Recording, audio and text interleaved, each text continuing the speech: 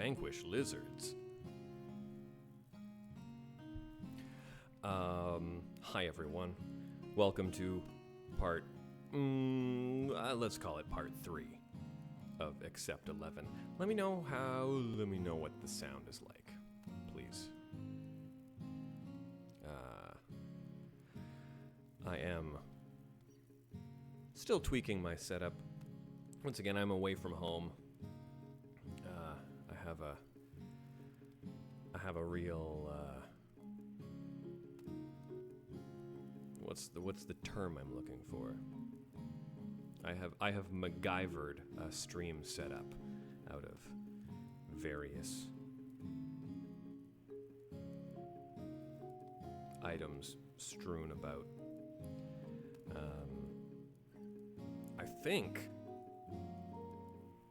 I think the way we're going today is gonna look a lot nicer. I think we got some crisp visuals. Should make up for some stretched out, bilinearly filtered 720p that yeah, whatever. You know what I mean. But yes, let me know how things sound. I tested it out as much as I could on my end. Again, I'm working with suboptimal microphone, suboptimal headphones, suboptimal PC. But I managed to migrate everything over, and I think it's probably going to be fine. I think I'm overthinking it a little, actually. I think everything's probably gonna be okay. But yes,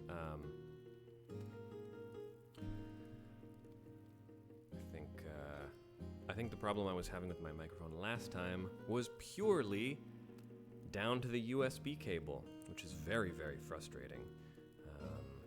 I was incredibly lucky that I brought another one with me that is actually kind of junkier, but I needed for something else completely, so I tried that, and what do you know? It works.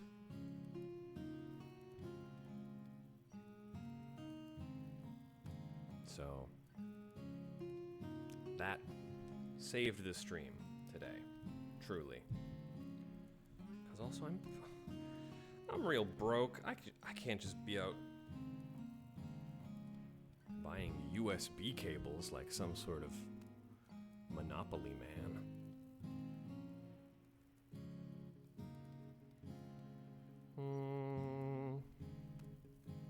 What are we at? 12:03. Okay, we can get this show on the road in just a moment.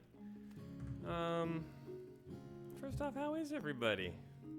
Let me just get a couple other things set up in the background here. How you doing? What's everybody up to? Who has been playing FF11, and is there anyone who will be able to come help our sweet little Chotomomo level a bit? We did pretty good last time for like 1.5 sessions. Getting to level 14 ain't nothing. Like I say, we have arrived at Valkurm Dunes. This was a pretty famous location back in the day for being where a lot of people would spend a great deal of time leveling. I should also say, I don't even have my controller with me, so I'm doing keyboard stuff, and boy, it's not my favorite. But oh well. I should have sized up the UI too. Oh boy, maybe I can complain a little bit more. Whatever, it's a beautiful Sunday. I got nothing to do but play some Final Fantasy XI on stream.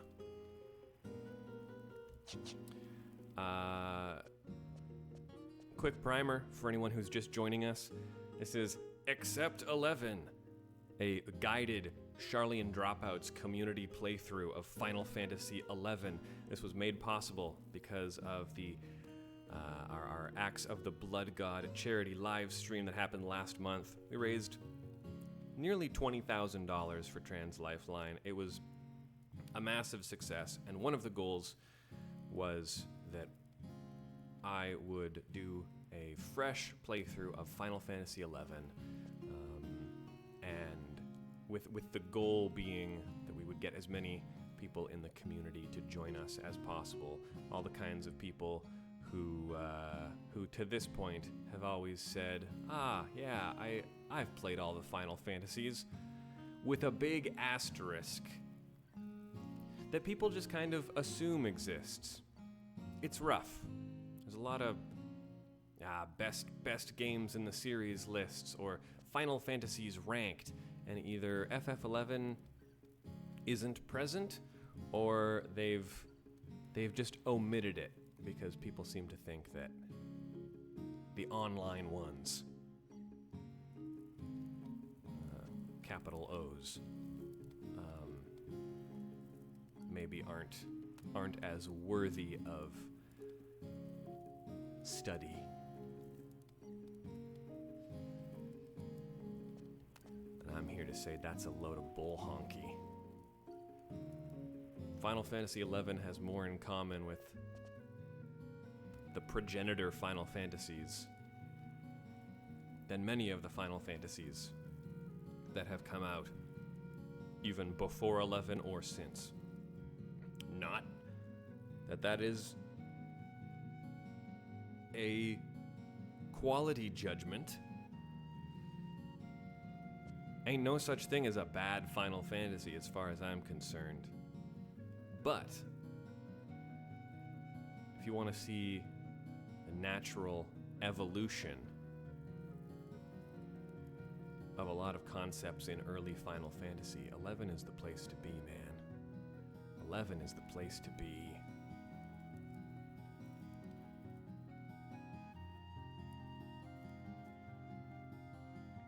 And I am deeply saddened that my co-hosts on Charlian Dropouts and my co-workers at Acts of the Blood God will probably never dive into this beautiful game. If any of you are listening, this is an open invitation. I would be delighted. But until then, I will be carrying the torch.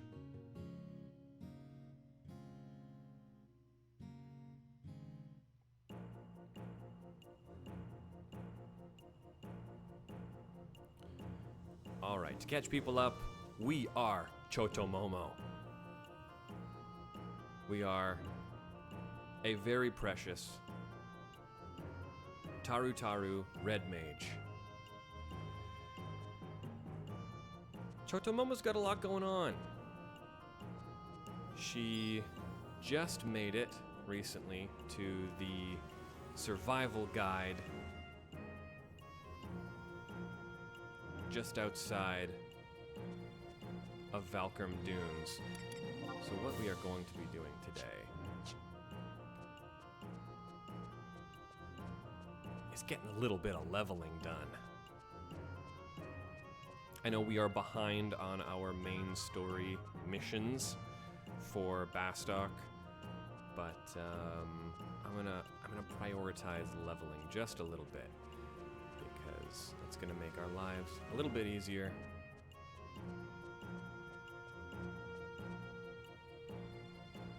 Yes, thank you. This era of FF was a fulcrum point for the series. Final Fantasy 9, 10, and 11 all announced at once during the Square Millennium event. Three very different games. The differentest, the most different, at least as far as what the future of JRPGs looked like was definitely 11. It, you know, a lot of people say that 9 is a real throwback to classic Final Fantasy. Friends, Final Fantasy 11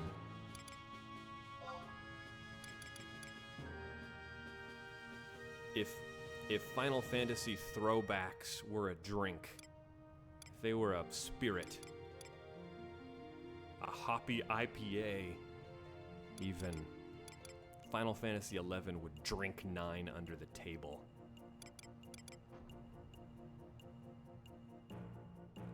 And then beat it at arm wrestling.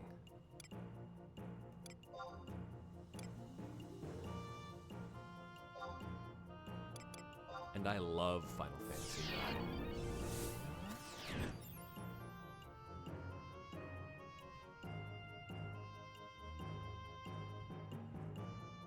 Give me 1 second.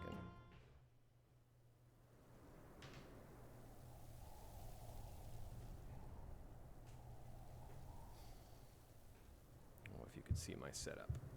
I gotta prop this puppy up a little bit more.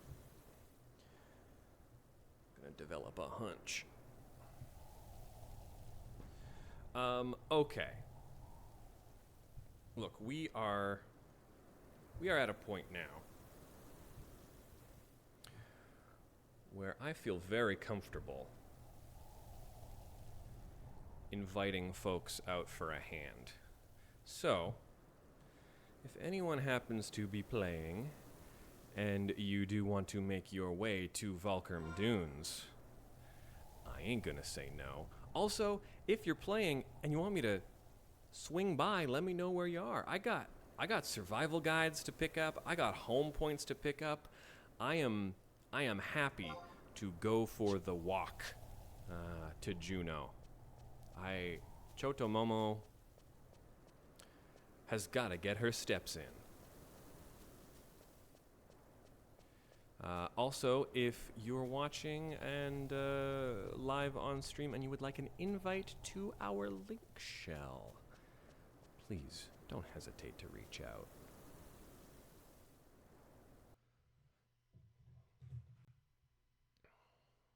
I gotta find a comfortable way to sit. Hot damn. All right. Oh, hello. Who's this over here?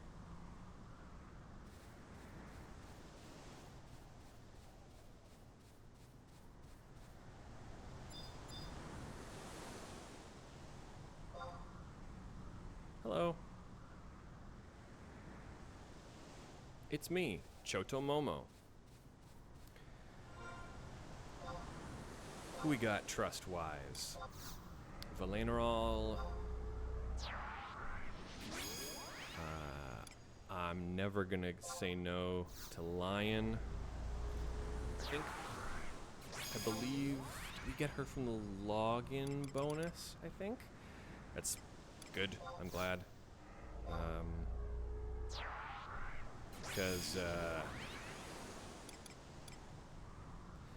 Because the writers for Final Fantasy XI sure didn't give her anything to do. Made that joke last time, but it's a good one. Oh yeah, and that's my trusts. You know what? I dig it. I also realizing, yes, I am a red mage. I should probably pick up Cure sometime. Interesting.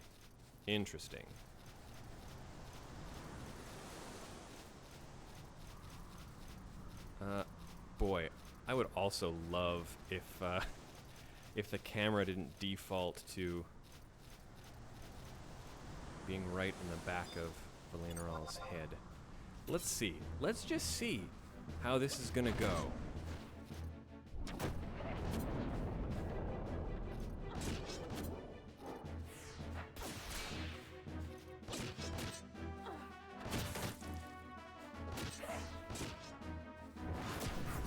Oh yeah. Thank you, my friends. 420 experience points. Blaze it. Yeah, welcome to Valkurm Dunes. Yeah, I like Valkurm Dunes. Valkurm Dunes and two chicks at the same time.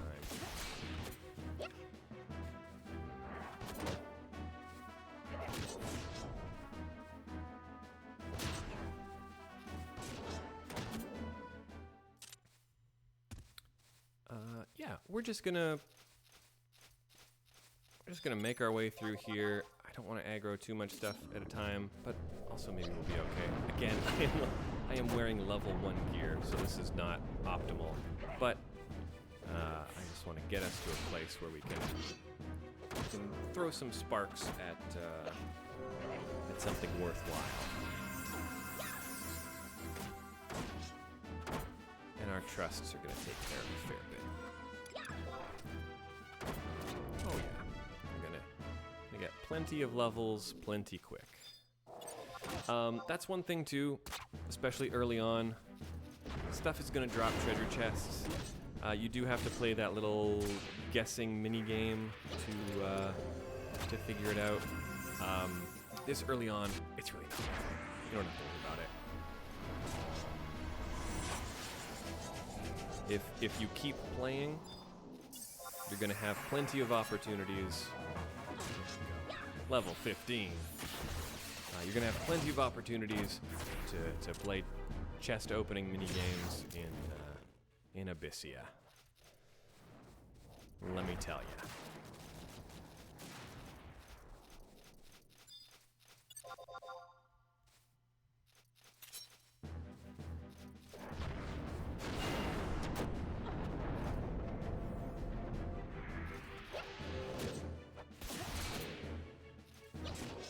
I should also check to see what the upcoming event bonuses are.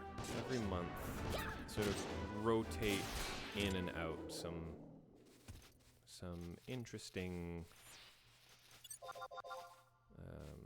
you know, sometimes it'll be bonuses to capacity point chains. All different kinds of content you'll get, you know, increased drops. I should check what that's going to be this month. It's not going to affect us a ton. A lot of those things are for late game content anyway. Don't worry about it too much.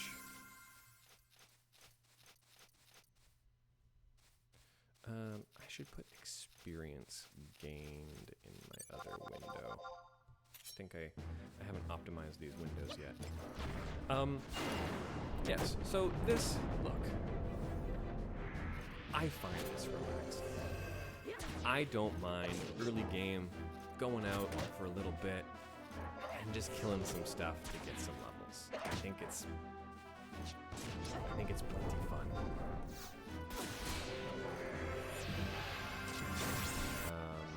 Really,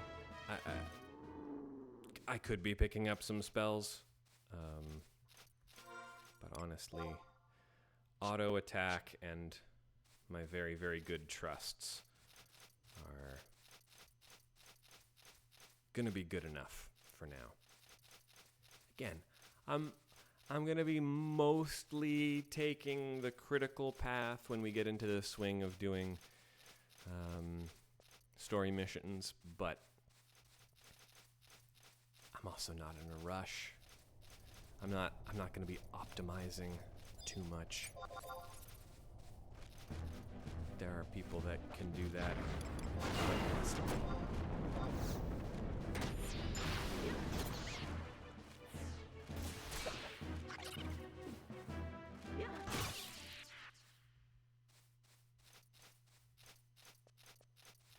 Oh yes, and as a reminder, head on into your records of eminence when you're leveling for stuff like this. Keep on stuff like vanquish multiple enemies, your dealing damage stuff, and Valkurm Dunes. This is just going to get us some bonus experience. Probably am not going to be defeating the Valkurm Emperor while I'm here, but also go back and check in to things like your basics every once in a while, or what are the ones I'm thinking of? Tutorial, combat general, yes. So things. Records of eminence that have like a Roman numeral 1 on the end. Once those are finished, those are going to unlock a level 2 version of that one. So you do want to make sure you go back and check in on that every once in a while, because you don't want to waste progress that you could be making towards those. Records of eminence stuff really, really adds up, especially when it's the one-time ones that are have some real good EXP. Sometimes that can just be an entire level.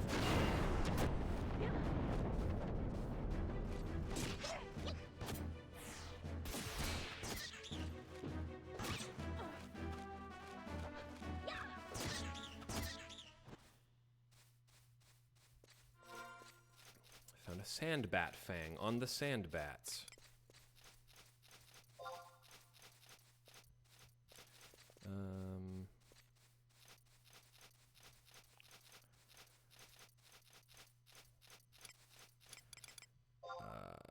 I think I do need honey for something, don't I? I can learn bind. Let's learn bind. Go. Let's get rid of some of this stuff. I will also, again, show off moving stuff into your... Oh, don't need these right now.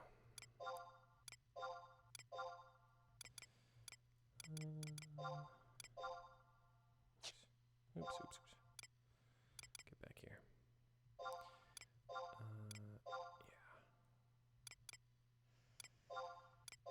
So, the way drops work is if your inventory is full and enemies are still dropping stuff, you will get a grace period where, as long as you clear out your inventory in time, you can still get that drop. I can't remember how long exactly it is. Maybe a minute or two, but that is doable. There is also, if you've thrown something out by accident, you can head on over. You can see in the top right corner the recycle bin. That is where things will go if you've thrown them out and you haven't zoned. As soon as you go through a loading screen, that recycle bin is going to empty. So I have definitely been saved by the recycle bin. I didn't even know it was there until I needed it very, very badly.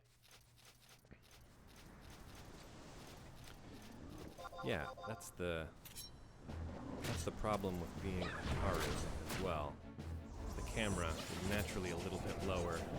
These are trusts kind of get in the way.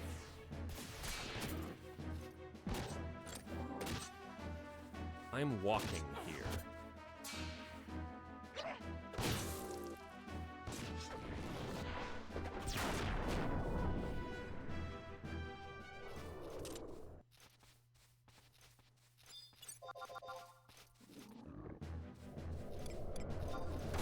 For anyone concerned, this is not what combat will look like for most of the game. I promise. In place, immobilizing it. Imagine that being very handy.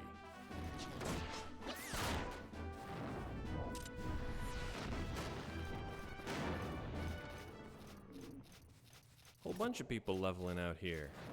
Seen 3 or 4 people so far? That's nice. I'll leave you to your lizards, friend. Leave you to your lizards. The thing I like about just sort of killing stuff as we go, getting some experience here and there, is we're just exploring, we're heading to some settlements, we're getting our survival guides, we're getting our home points. This is you know, this is early MMO stuff. Early game MMO stuff.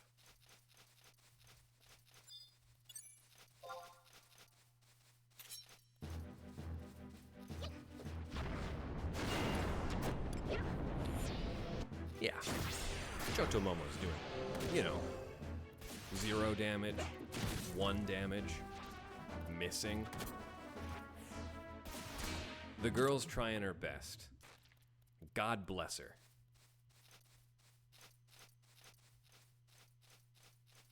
$600 experience. Looks real good.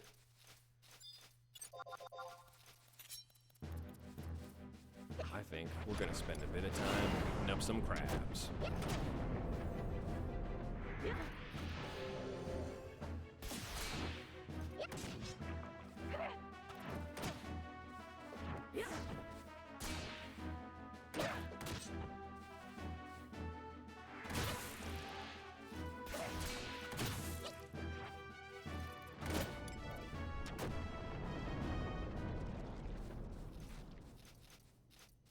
$728 experienced points. Hot damn. You find a crab apron. Good. We're gonna want that. Yes, also, so being here in lovely Valkurm Dunes.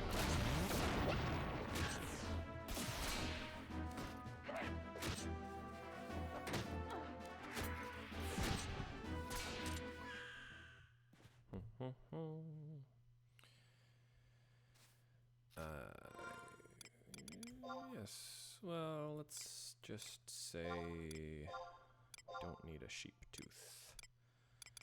And maybe some copper ore can get dropped. I think that's fine.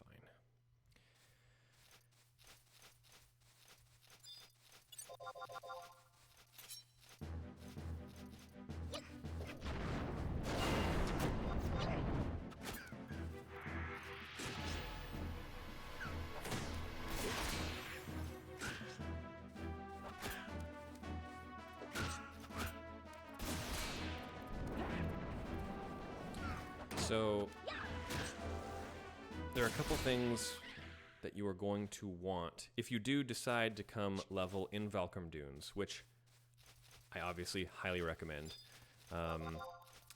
You can sort of kill 2 birds with 1 stone, because nearby is where we are going to unlock our support job, or our sub job. This is one of the best parts of Final Fantasy XI, I would say. But the unlock quest for that support job requires us to have a crab apron dropped from the crabs around here. We'll need a damselfly worm, which also drops from the damselflies around Valkurm. And we'll also need to get a magic skull, which can also drop from enemies in Valkurm Dunes, so they only show up at night. So you can farm all 3 of those items while you're getting some levels. It helps out a ton.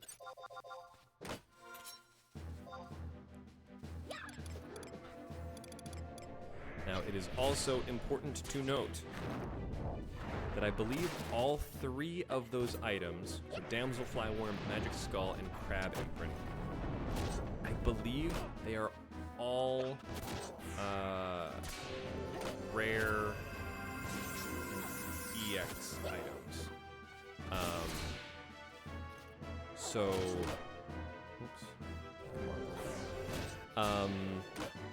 that means you can only hold 1 of them, and that includes your your storage space. So, don't be like me and be farming for a crab apron for hours before realizing that they weren't dropping because I already had one and it was sitting in my storage. It's one of those things, man. It's just one of those things. I should also re-summon my trusts after this. Actually, yeah, that's a great idea. I shouldn't even be doing this fight. Let's, okay. I'm getting risky here. This is... I'm a bit of a bad boy. This could get scary. I should absolutely go pick up...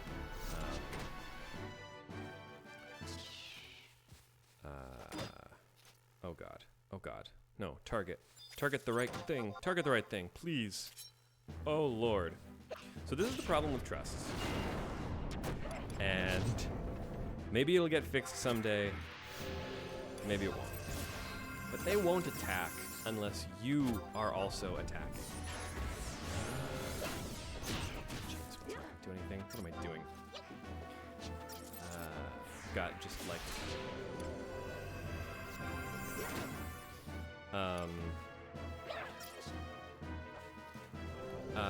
yes, Iroha does have a line in the 14 crossover,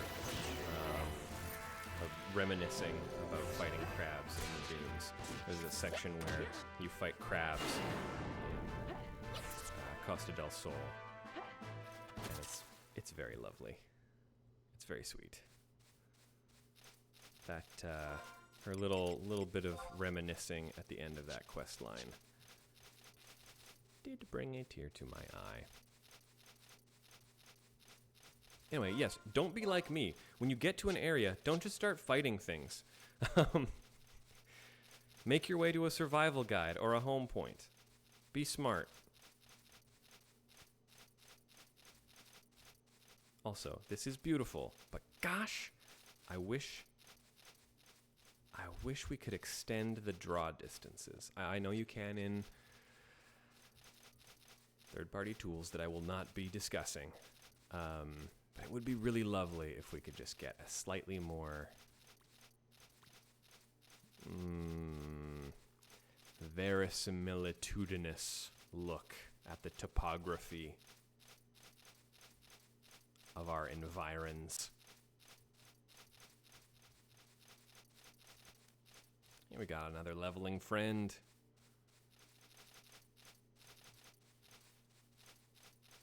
People just hanging out in the dunes. I love it. It is a bit of a rite of passage, you know. Okay. Here we are at our outpost, our survival guide. At the very least, we now have the ability to get back here relatively quickly. I'm going to release Flanerall. As a matter of fact. Oops. Hello, friend. You're in the way. And I am just sort of figuring out how to tab through some of this stuff. Also, odd that in our like little battle menu here, trusts have their own tab outside of magic, but if you want to do it from the main menu, trusts are under the magic tab. It's just, I don't know. It's like all your storage being under a tab that is still called View House, you know?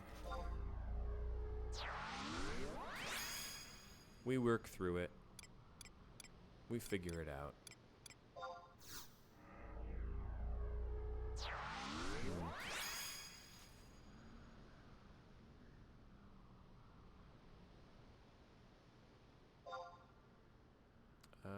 What else was I doing? That's all my guys. That's all my guys. I only got 3 right now. As you make progress in Rhapsodies of Vana'diel, you will get access to more summonable trusts at one time. So that is out there.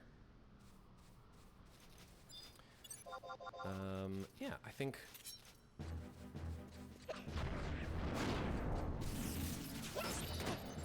Oh, Shati, hello, how are you?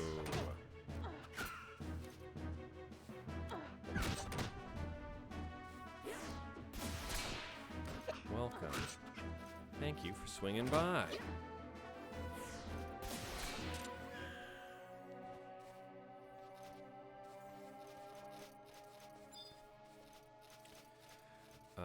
Oh gosh.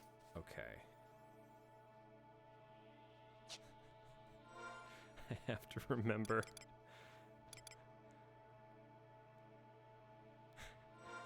How to invite people to a party again. This is what happens when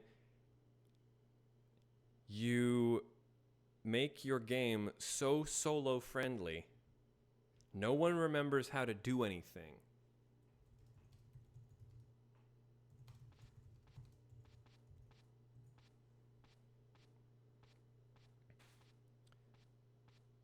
Okay.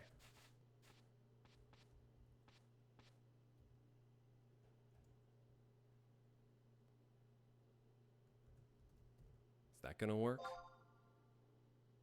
Not authorized to perform that action. Why not? Is it because I have trusts out?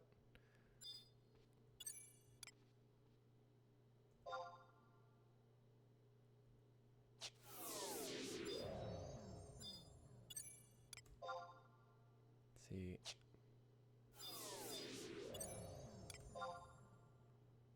I do love this.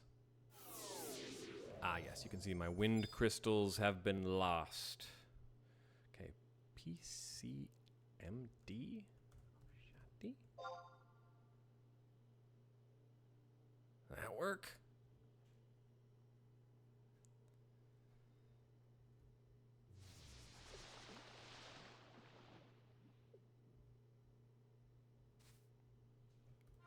Are you going to be able to join?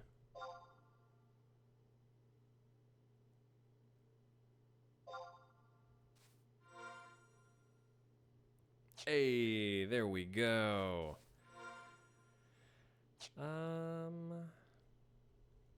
Oh yeah, gotta figure out how to level sync. Let me have a look at you. Is this the character that you just started as the stream started as well? Because if so, you have to level 70 in like less than a week. See, I don't know. People have just heard things about FF11 and just sort of assume they are true. While inviting a party member, you must wait a while before using trust magic. Interesting. Interesting.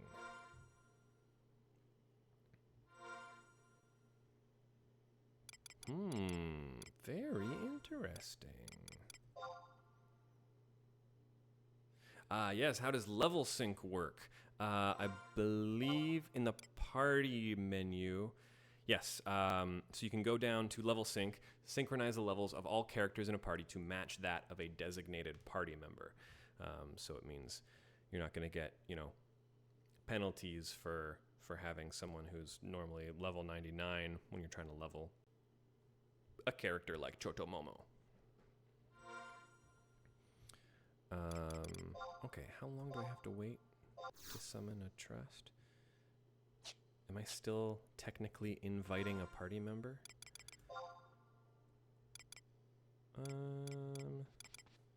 Maybe not.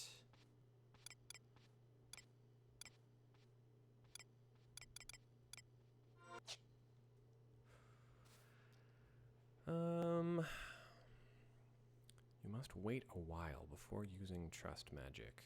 Okay, well, while we're here anyway, I'm gonna make a quick little trip down to Selbina, because, oh, you know what? No. I think subjob quest unlock at level 18, I think. Anyway, I'm gonna make a quick run to town. Yeah, level 18. I need one more level, and then I can start sub-jobbing.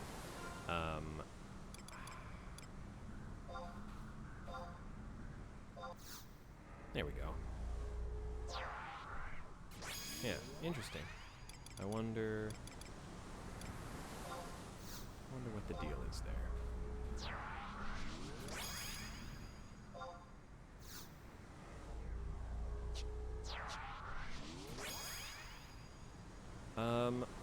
Okay. Welcome, Oshati.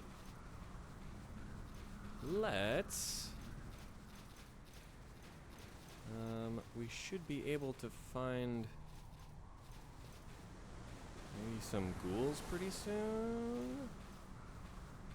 Get that magic skull, you know? Also, find some damsel flies. Get that larva. Oh, do I have to do the level sync?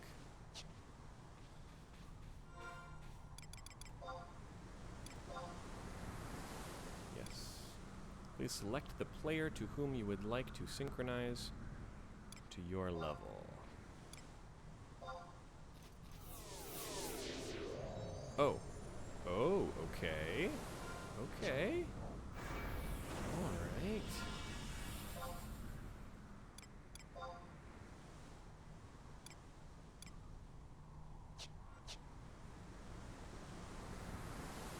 Oh. Well.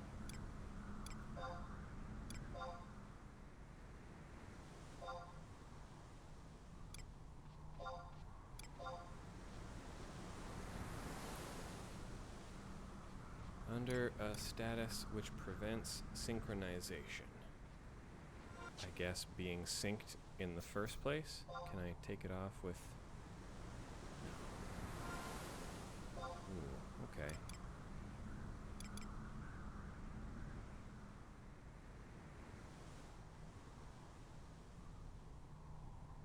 Level sync wears off. I understand. Synchronize your level with that of Chotomoma. Okay. Weird. Something in a Final Fantasy XI menu isn't explained in an intuitive way.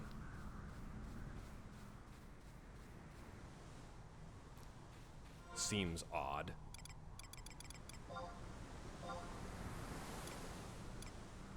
Well, now we know. These guys are on cooldown, so let's just... Cornelia's not going to help us very much right now. We'll be okay. We'll be okay, right? Right?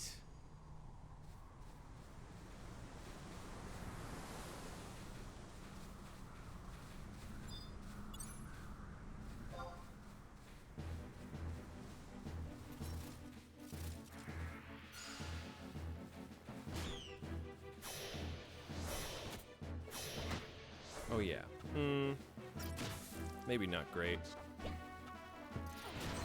Don't really have a proper tank, do we? Well, Tenzin, you gonna be okay? Just,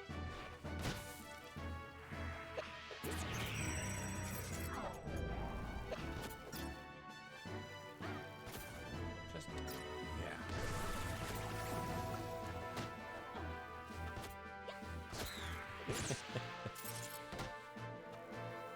Don't worry. I can cast Dia. And miss!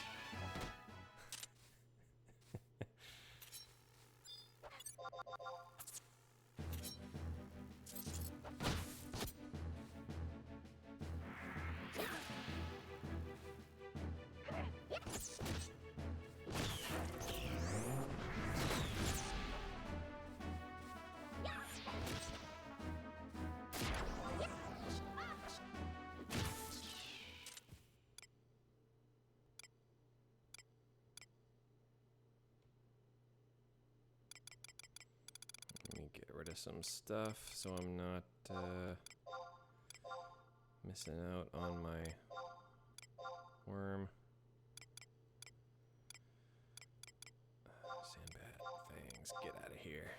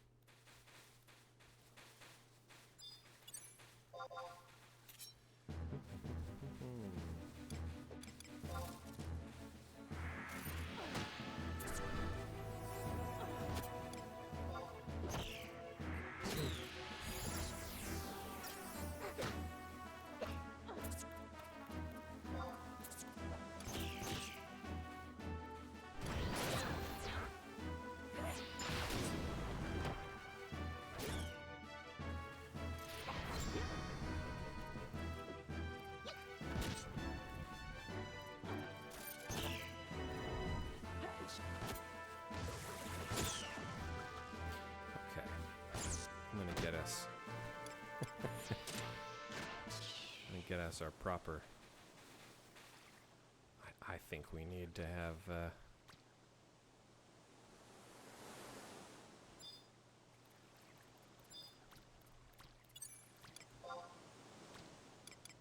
we should get our better trusts out here.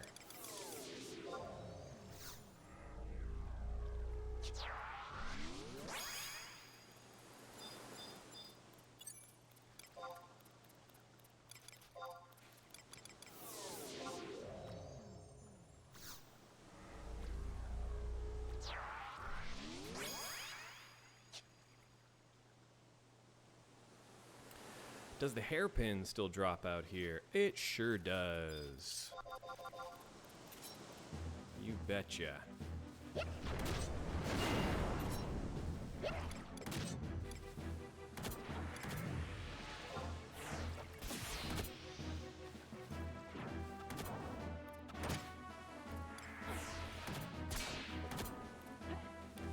I think it's very funny how low the camera swoops when you're playing a Taru. It's very funny. Oh, the other thing I should be doing is activating my chariot band.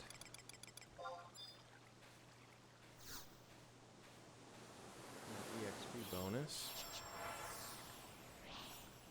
You know what? Yeah, Oshati, lead the way. What should we be fighting? Where shall we go?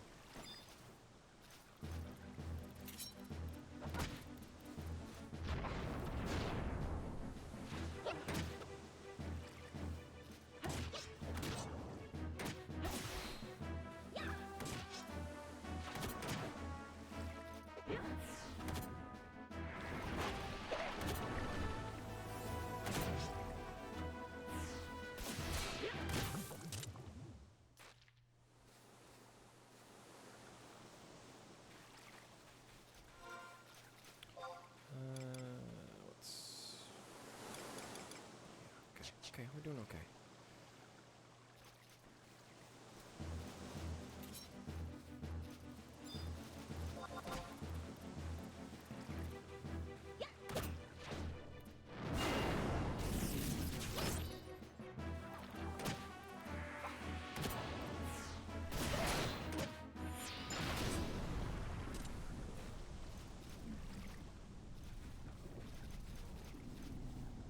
Ooh, let's...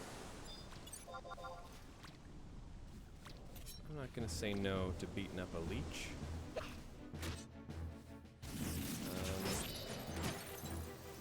Am I right that the leeches are the...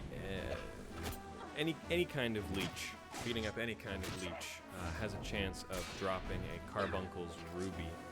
And if you want to unlock the Summoner job, you do need to have one of those. I am tempted to maybe make Chocomomo a Summoner, we'll see. But I figure, let's maybe try to grab one just in case.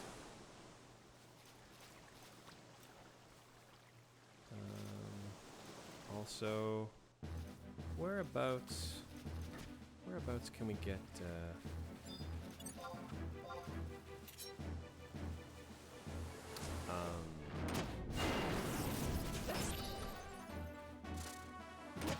look at that magic skull. Maybe we should prioritize that. That's one of those things. That's the choice paralysis of FF11. You realize you can do a million things, and trying to, really optimize it would drive you mad. 840 experience. Hell yeah. Let's beat up leeches.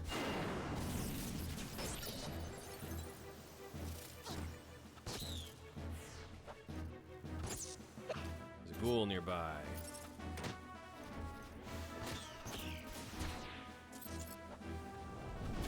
There you are. Hello. Give me your skull, friend. skull.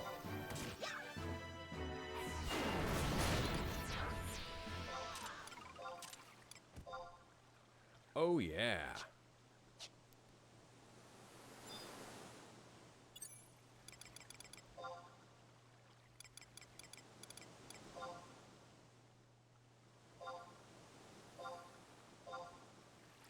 Of course, I forgot that when you are in a party, of course, spoils go into your treasure tab, where you do have to cast your lot on them. So don't forget that. Normally, it's not a problem, because playing solo, you get everything by default, but that does exist.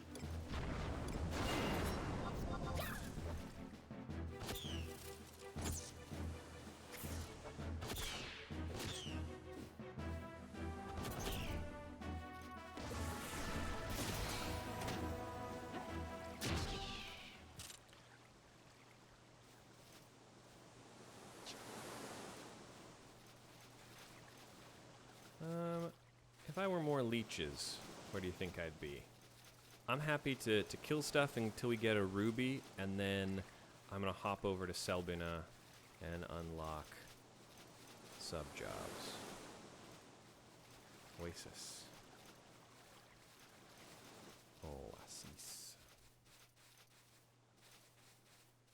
And once I do that, I'll also go give myself a little gear upgrade, because I deserve it.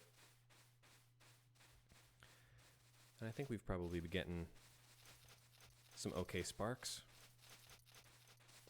Oh, there's one. Little fat guy. I love you.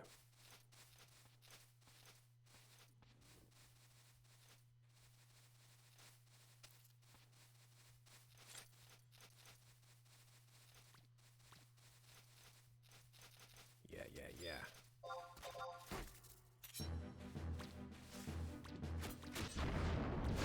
Look at these little freaks. Love them.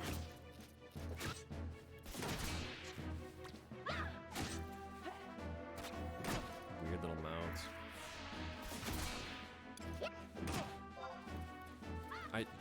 I should be doing more than just auto attack. I'm sorry. Not that I'm, you know, whatever.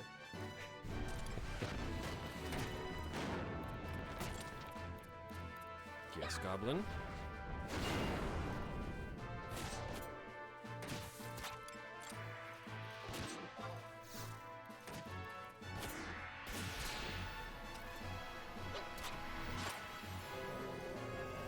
I'm assuming that the drop rates on things like the crab apron and the magic skull and stuff, I'm assuming those have probably been raised over the past few years.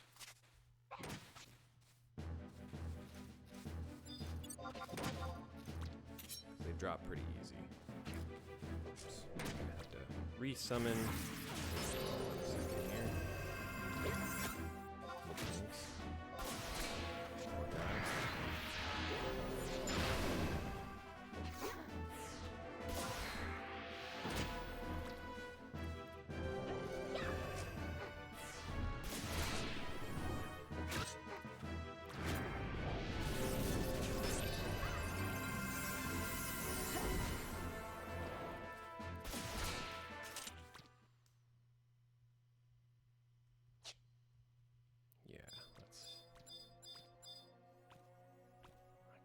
I have a mouse.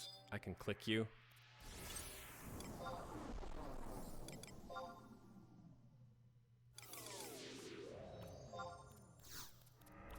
Come on back.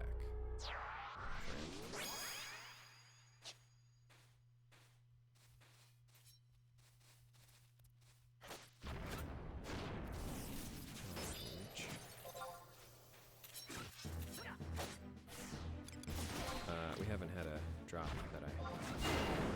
Good. Inventory's full. This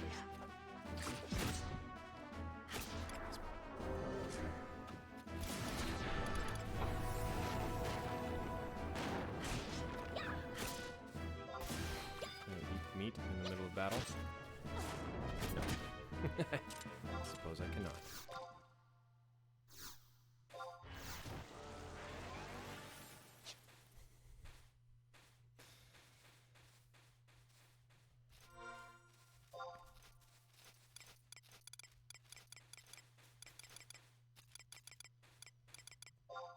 Let's just get rid of a few of these.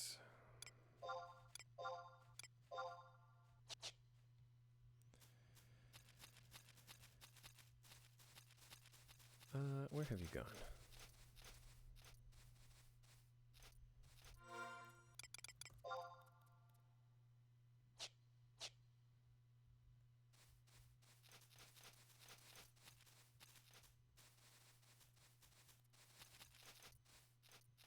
I lost you. I've lost my party member.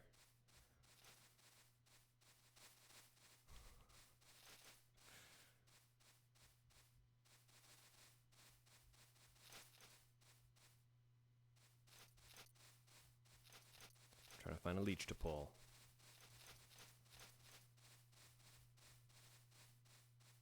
Good. Like that attitude.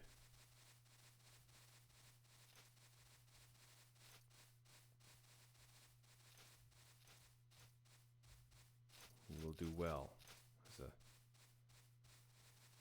compatriot of Chotomomo.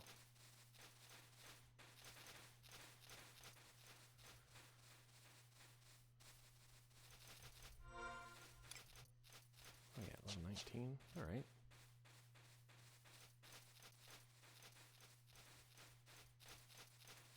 I don't hate that.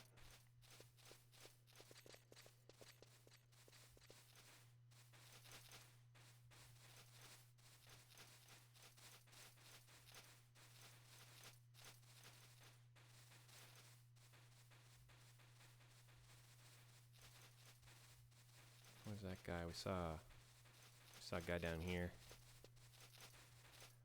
Where's he?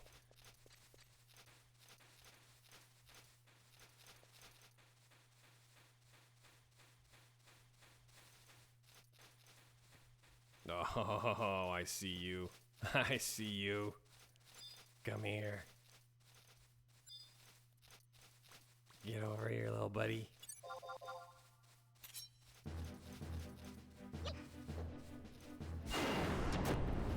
Relinquish to me your ruby.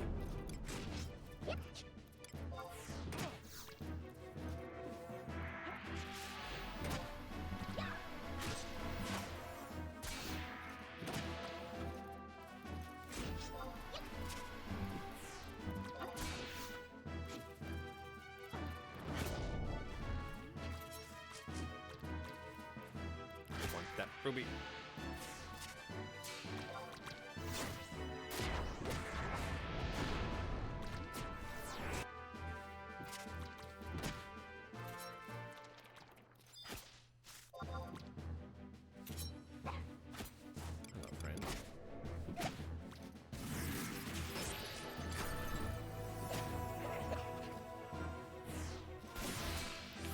See, this is a situation where I should have turned on my spoils, water crystals. I've gotten a bunch of them. Could be getting some bonus experience.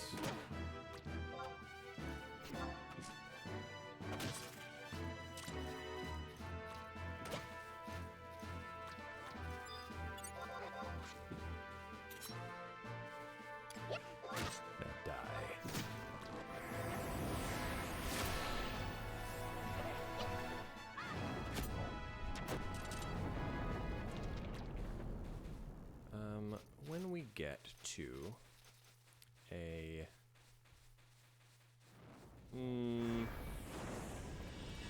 I will say more brain dead leveling point, I do have I have a lot of anecdotes to share, etc. Yeah. Don't worry about that. Just a cavernous maw. It's a startling thing to discover. They're very cool. and maybe we'll get to him.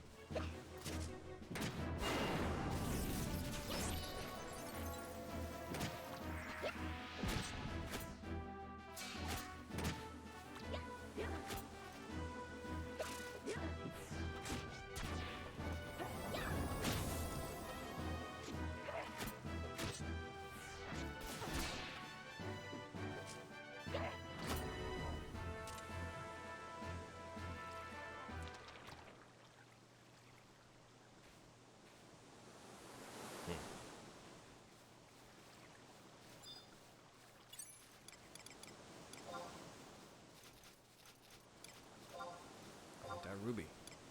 Give me that ruby.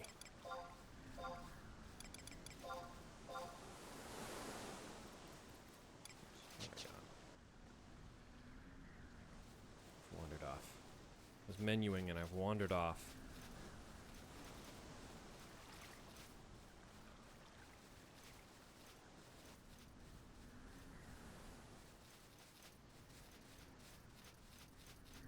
Oh, what am I doing? Map. Wide scan. Come on. Use your brain. There's a little guy right over there. Oh. Thank you.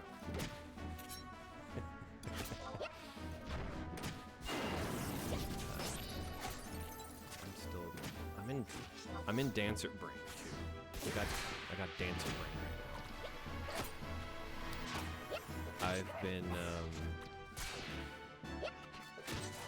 I have been having a lovely time on my main level 99 user. Over the last few months, I've sort of been discovering Abyssia and Dynamis and these sort of at the time they were late game experiences.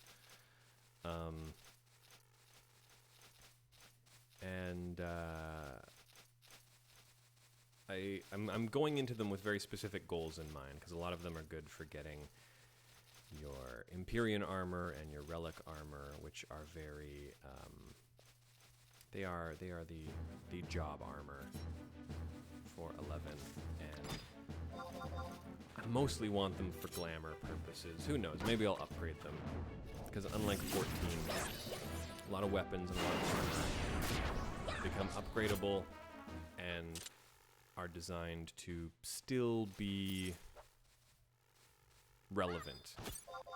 It's not like how 14 relics just become useful for glamour once they are rotated out due to eye level increases. But it means that I've been getting the hang of Abyssia and Dynamis, and I'm happy to say, you know, I understood that Eureka in 14 was modeled after stuff from 11, but I didn't realize that, you know, Abyssia and Dynamis and places like that feel very much like they were direct inspirations for Eureka. So it's like I have a bunch of fun little Eurekas to go to. And I love it. It's kind of amazing.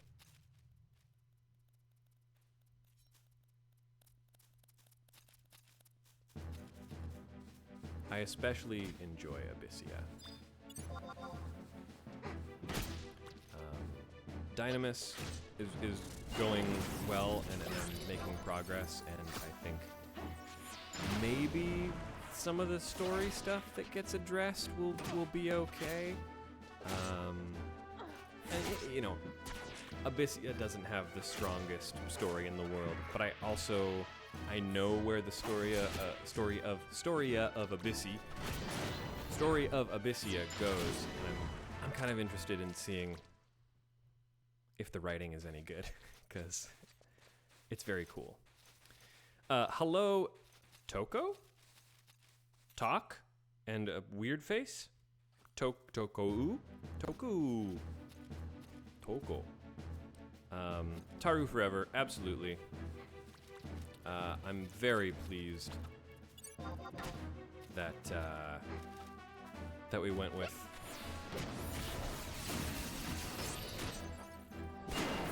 our Taru gal here. I love Jojohoma. I would protect her. Villa, hi, how are you? Welcome back. What did you miss? We have made it to Valkurm Dunes. We're doing some leveling. We are also killing multiple birds with fewer stones by getting the items that are required to unlock our sub-job. We're picking up survival guides. We're picking up home points. We're trying to get a drop that's going to get us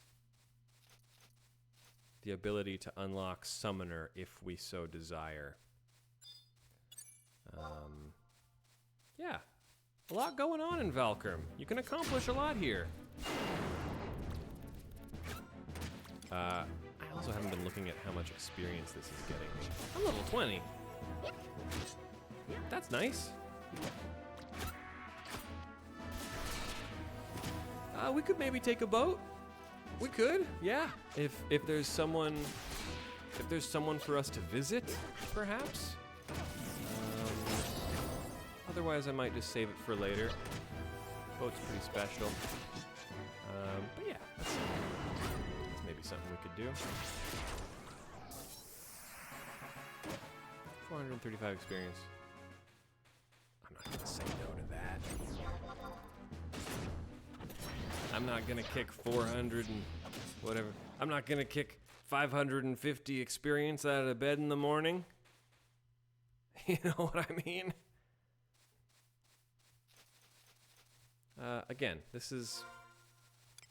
I'm sure Oshati is doing this, but yes, if you're looking for specific items for specific drops, wide scan is your friend. Don't forget about wide scan.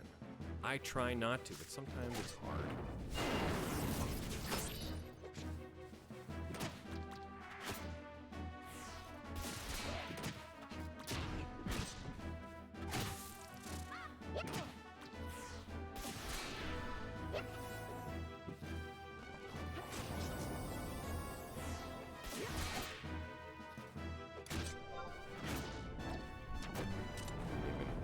Didn't even get my weapon skill off in time. Boy. Having bad luck. Carbuncle's Ruby is another one of those items where I went out searching for one and didn't realize I had one in storage the whole time.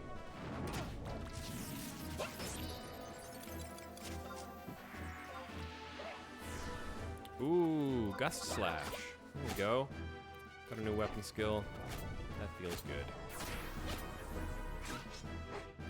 You think with 2 thieves it would drop? Yeah.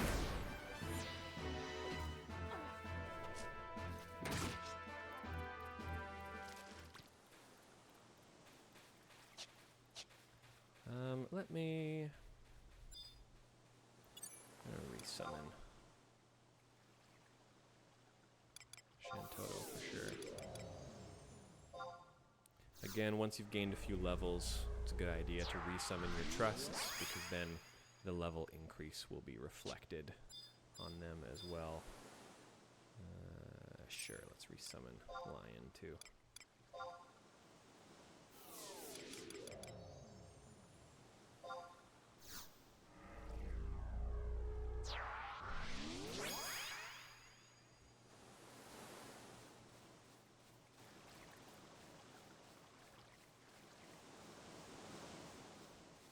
I mean, yeah, it's an overcast day, but Valkurm's nice. Nice place. Oh yeah, we got 2. Oh my god, I'm still. Oh my god. Dancer brain.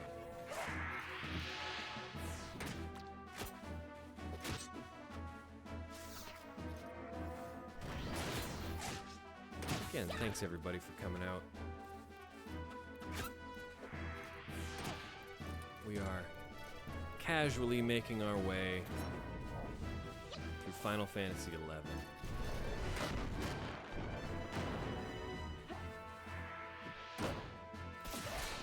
In anticipation, Dawn Trail's 7.1 patch and the release of the first leg of the Echoes of Vana'diel raid series. We're just giving people some context, some understanding of what 11's all about. You're gonna be able to play through that raid and you'll go, I understand that reference. And you'll feel really, really smart. People will like you more.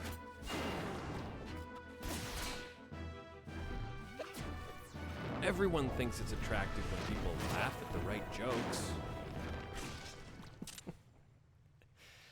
Final Fantasy XI is going to make you more popular. I can guarantee that.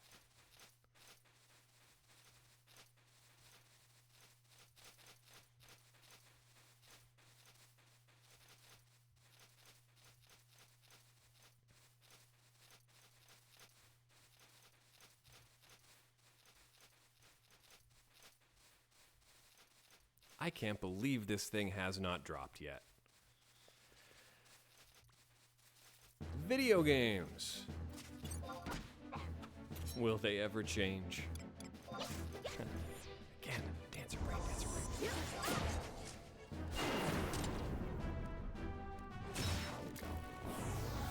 Trusts have leveled up. Wiping the floor with these puppies.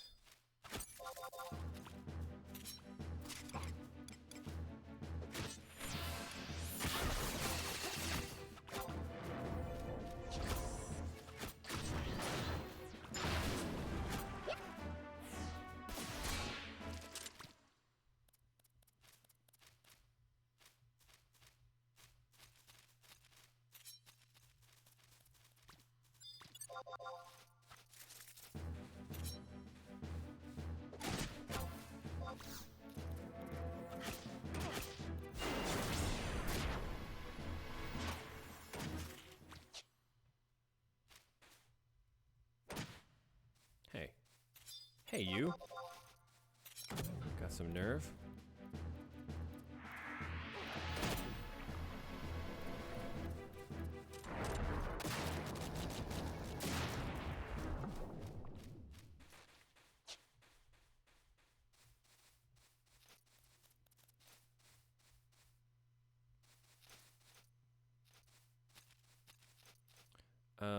Okay. As we search for more leeches, and I follow the intrepid Oshati. I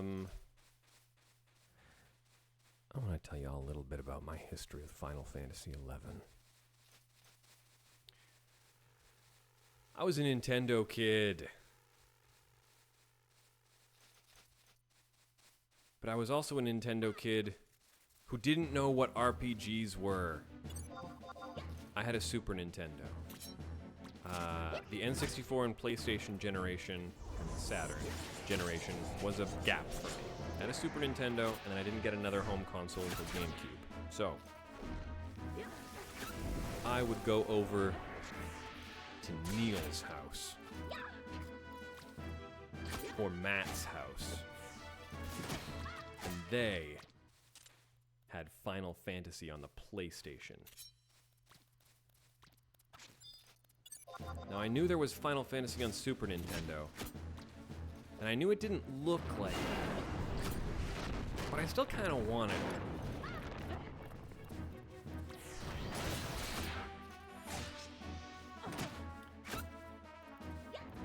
But then I remained a Nintendo kid, got a GameCube when that generation rolled around. It's going to be a long time before I get a PS2. So I was elated when they announced Final Fantasy XI because I had a PC at home. My dad was a graphic designer, introduced me to Photoshop at a young age. We had a computer. I was finally going to be able to play a new Final Fantasy. And it was an online one, which was very important because I also had a very, very big crush on a girl. And that girl played Final Fantasy.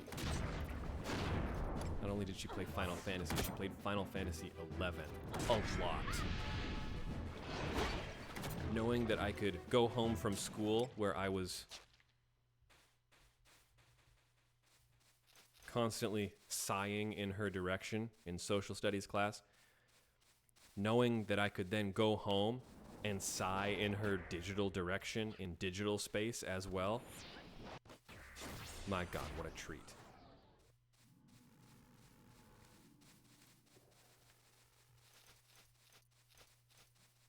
Out comes Final Fantasy XI on PC. Includes the Rise of the Zillard expansion.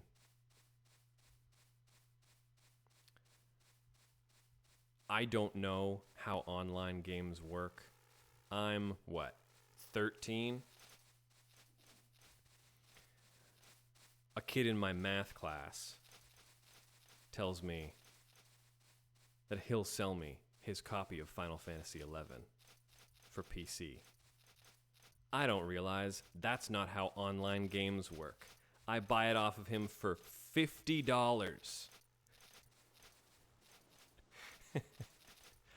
$50 to a 13-year-old is infinite money. That's a fortune. Of course, I take it home. I try to use the registration key included in the package. And of course it doesn't work. I tell the kid, hey, doesn't work. This is not my problem. I proceed to forget that kid's name. Forever. He's dead to me.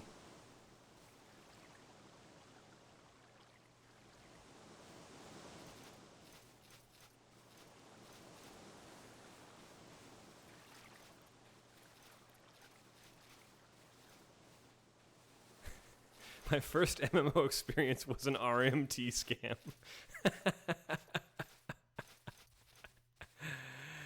It sure was. I got ripped off real bad. But also, throughout this process, I'm realizing,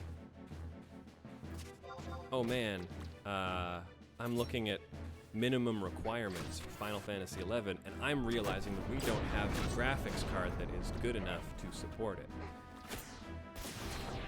So not only have I spent $50, I spent $50 that could have been going towards upgrading our graphics card. The one thing I asked for my birthday for that year was a new graphics card.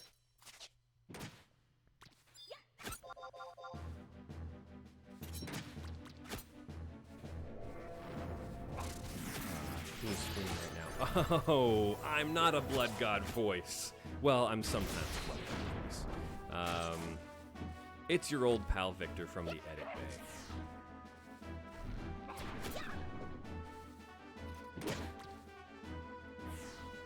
Editor, sometimes producer, and host of the sister podcast Charlian Dropouts, a Final Fantasy XIV podcast.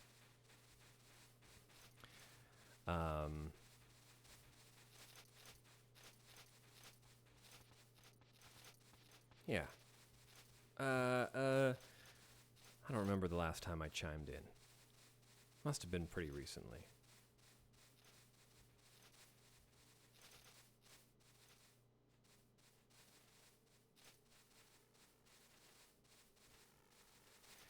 I try to lay back unless that dastardly Eric Van Allen starts spreading misinformation about what a visual novel is. then I just can't contain myself.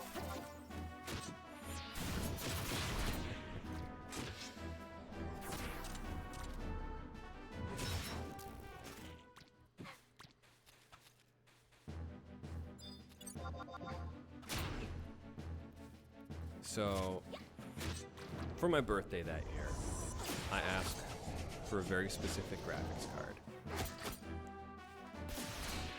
And bless my father's heart, my birthday present that year is a new graphics card. I realized, again, I am 13 years old. I realize I don't know what to do with this. I don't know how to install a graphics card.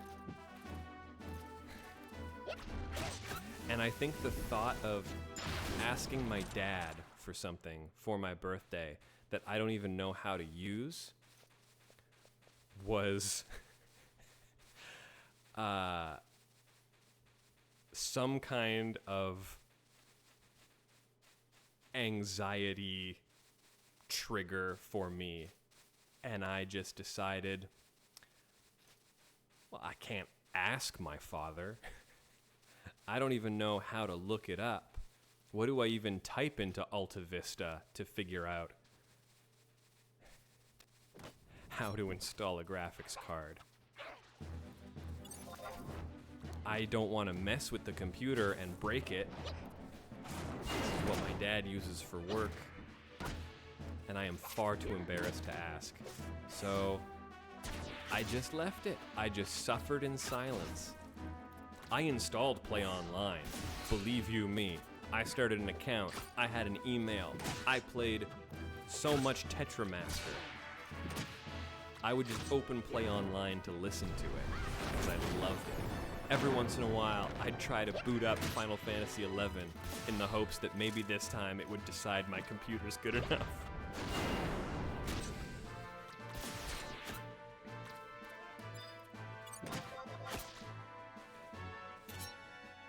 And eventually I just sort of gave up.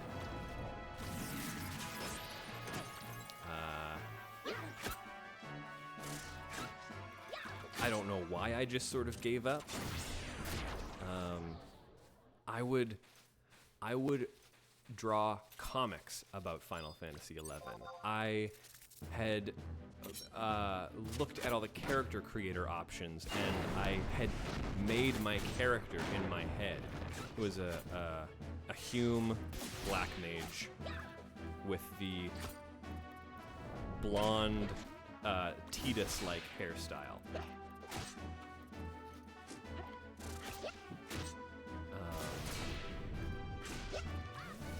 The name I had come up with for this Final Fantasy XI character became my handle for years. I did everything I could around Final Fantasy XI except play Final Fantasy XI. It was my white whale. And all I needed to do, say, Dad, would you help me install this graphics card? I don't know how any of this works. Oh, then there was also the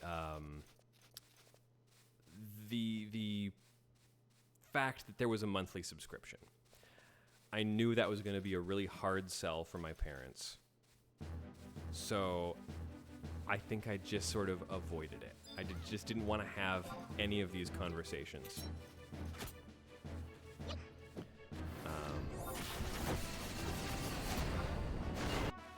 So I just sort of went through all of high school watching the girl I had a massive crush on play this game, me resenting the game because I couldn't get it to run. And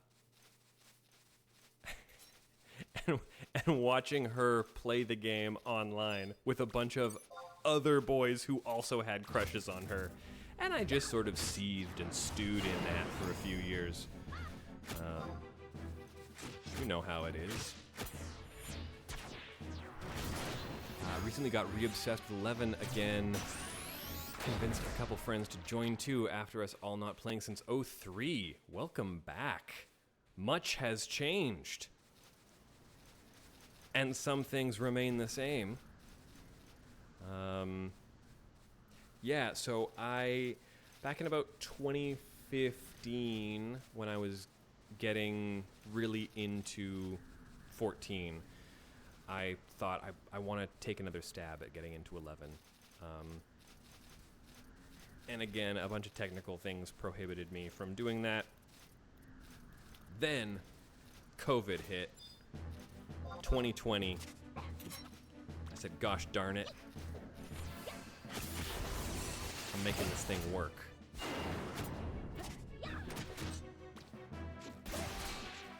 And sure enough, I did. And, you know, I've been playing off and on for, I guess, about 4 years now.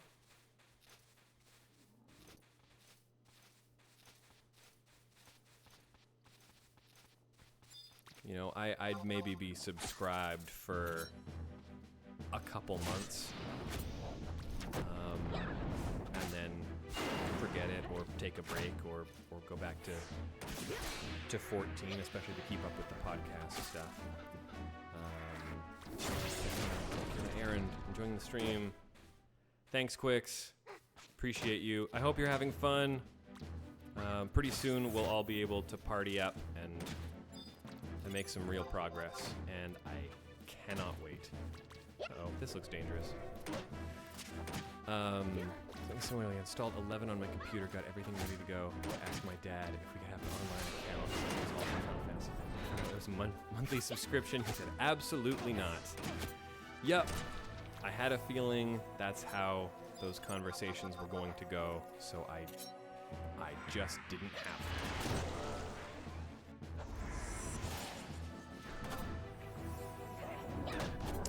I'm level 23. That's nice. Thanks, Oshati, for sticking around and doing this. I am amazed this thing is not dropping. What does the item you are grinding for do? So what we're doing is, while we're here in Valkurm Dunes, leveling anyway, I figured it would be a good idea. There's sort of 4 items in this zone that are helpful. 3 of them are to unlock the sub-job, which is a huge thing. And the 4th one is Carbuncle's Ruby, which drops from leeches. And it is an optional thing, but it is an item you need if you want to unlock the summoner job. I don't necessarily know for sure that I want to unlock the summoner job, but it was one of the options I was considering. It would also sort of be a nice job quest line to show off. I think unlocking summoner is really fun and interesting. You want to unlock the summoner job, then I suggest you go out and find some leeches to kill.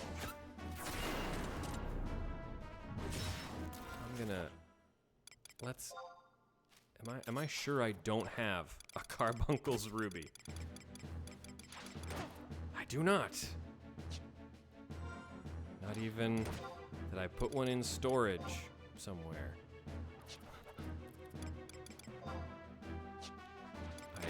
I'm sure I haven't, but just to be safe. Good Lord.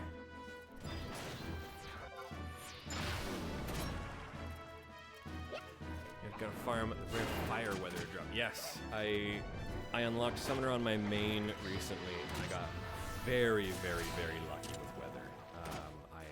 I unlocked it all in about an hour and a half, which was pretty dope.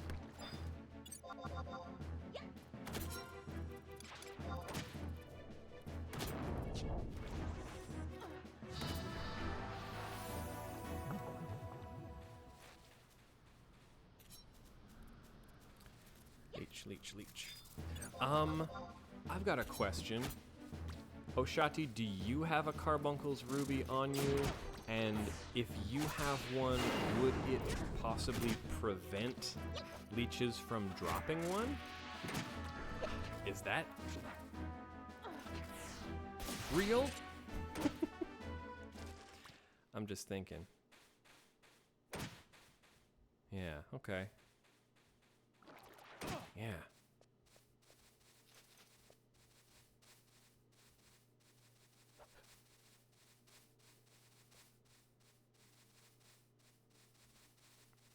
It shouldn't.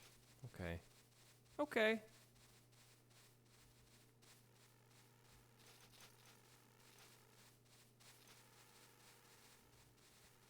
I'm not saying. I'm just saying. I wonder. I think the drop rate is really bad on tubes. Okay. Yeah. I can see that.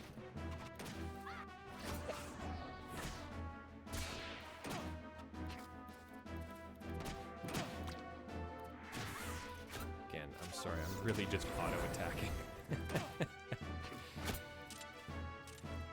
Choto is a little useless right now.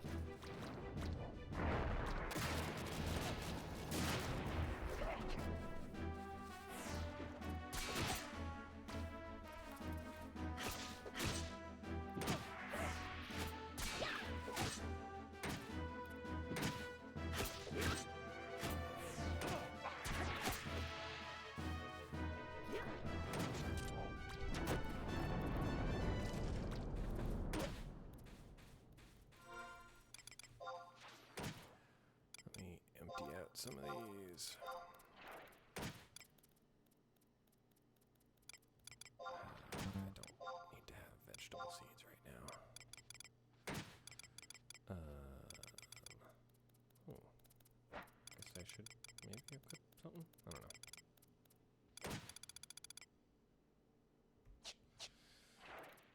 Whatever, man. Who's fighting what? Something attacking me? Dare you.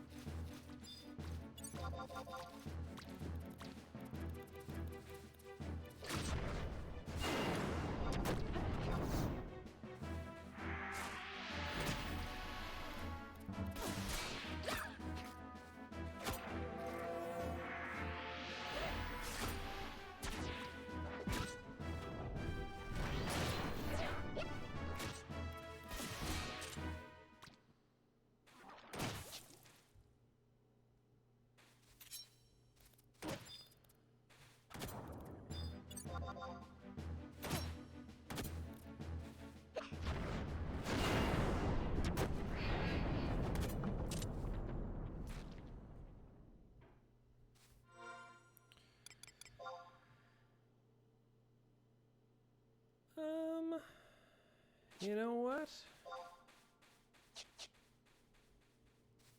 Let's go. I can go for like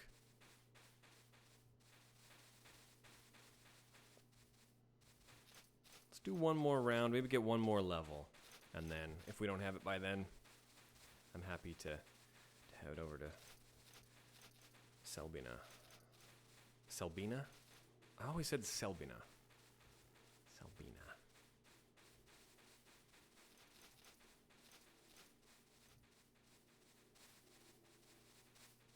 Boy, if I thought Final Fantasy XIV was bad for people having discrepancies in pronunciation, boy, 11's got some wild stuff. At least with 14, you have voice acting. Even if sometimes there's also discrepancies there.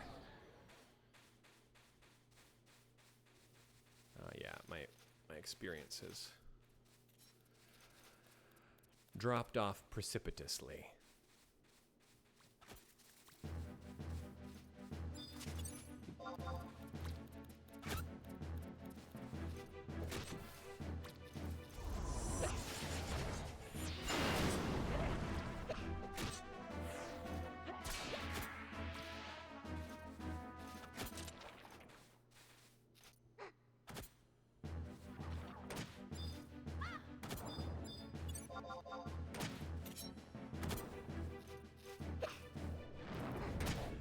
Soramug champagne.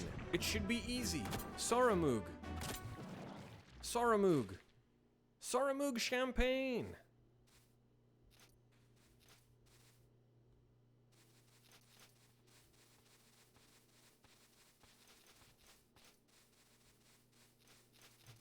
Is there a key combo to swap between macro sets? Do you mean palettes of macros, or do you mean gear sets assigned to macros?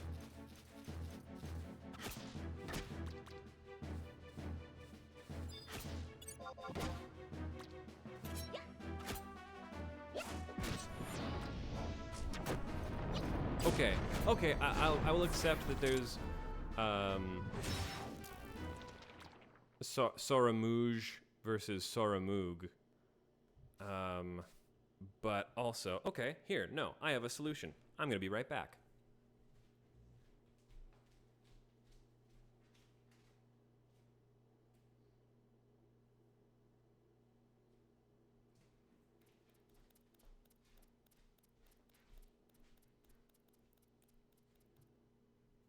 Okay, first of all, there's two tactics.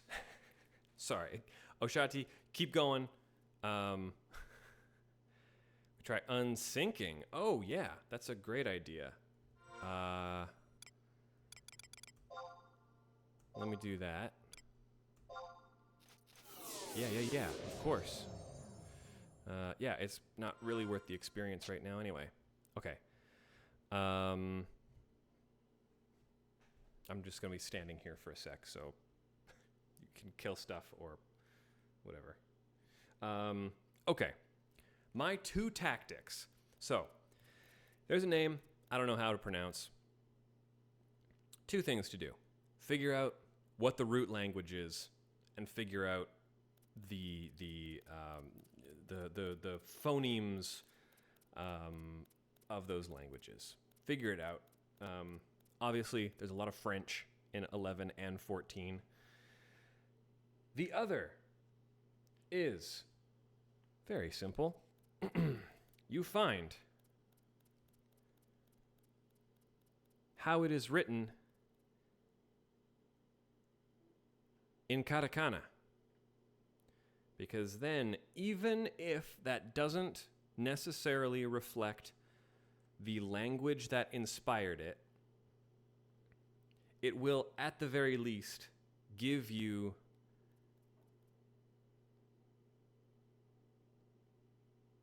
the original intent. So, I'm pulling out the Final Fantasy XI Area Master's Guide, version 110215,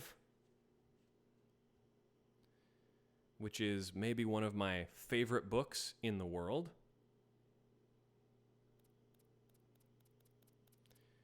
And we are going to find...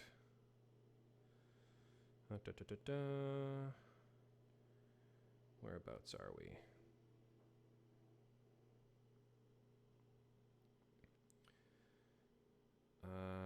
Labyrinth, Hibiki Bay, Marifito, Soromugu, hard G.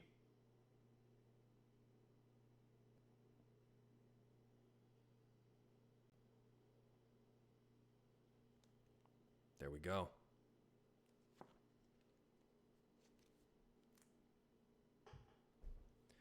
Mystery solved. Okay. Where did my friend go?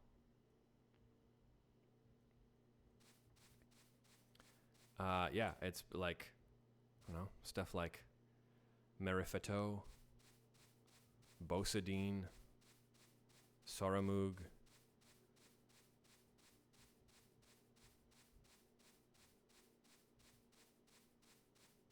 It helps being Canadian and having some French background, but yeah.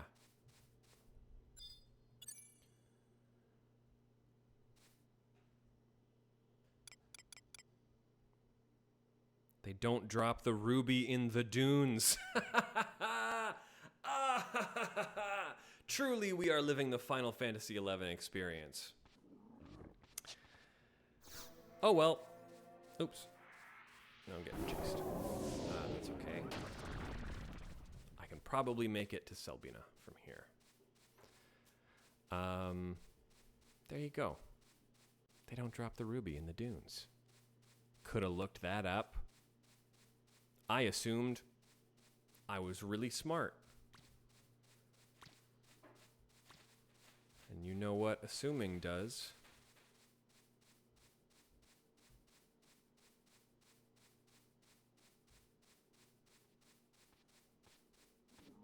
Makes you waste 20 minutes in Valkurm. Not a waste. We got experience, and we got to bond.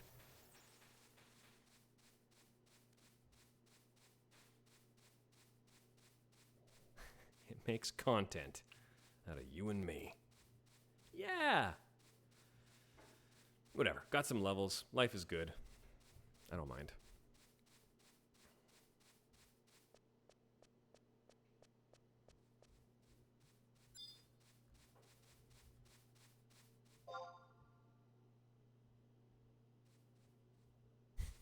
Fine.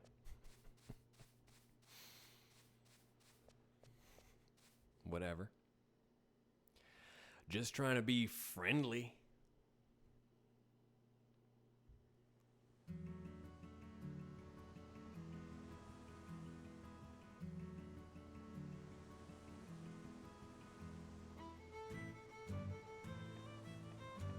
Oh, here we go.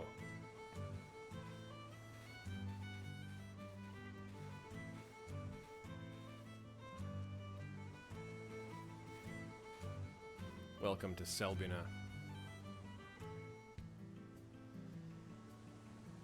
So his mayor is looking for adventurers to fulfill a special task for him. I'm not familiar with the particulars.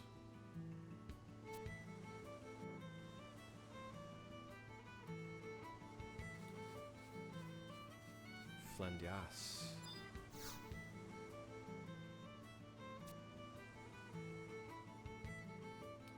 This is my first time. Also, okay, this is one of those ones where theater rhythm can do things to you. Playing theater rhythm. That quest will also give you tickets, so you don't need to get the key, 3 items. Okay, okay.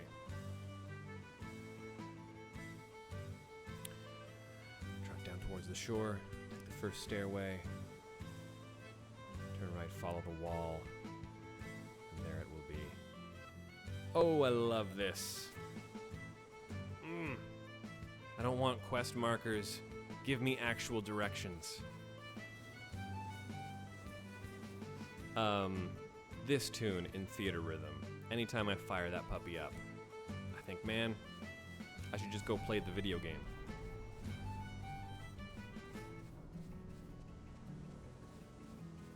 Theater rhythm's dangerous. That game will just make you play every Final Fantasy.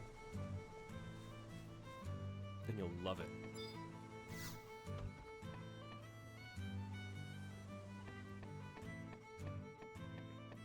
Excuse me, Mr. Mayor.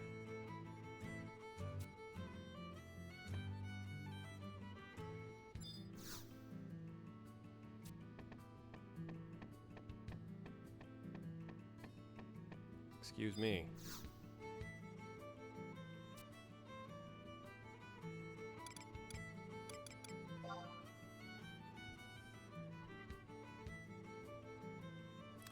You must be Chotomomo.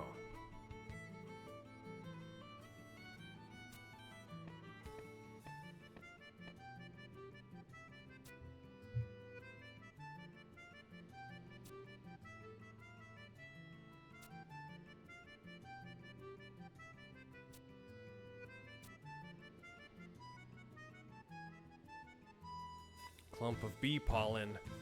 I think I had one.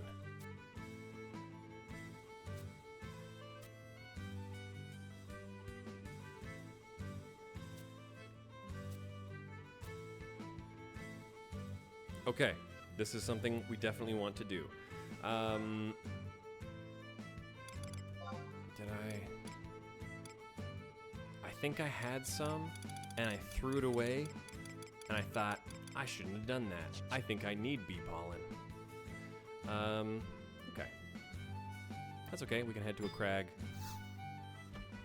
This is absolutely a quest line that we want to make progress in.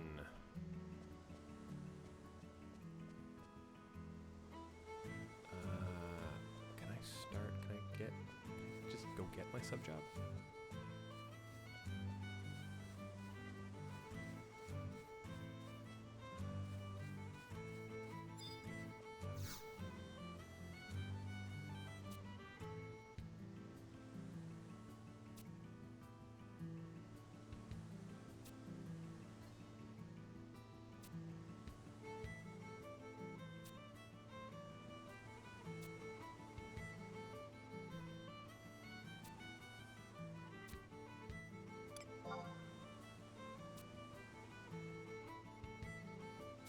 Gilgamesh's introductory letter, too. Right, yeah. Well, I got these darn things. I'm gonna use them. Here you go, Isakio. Magic skull.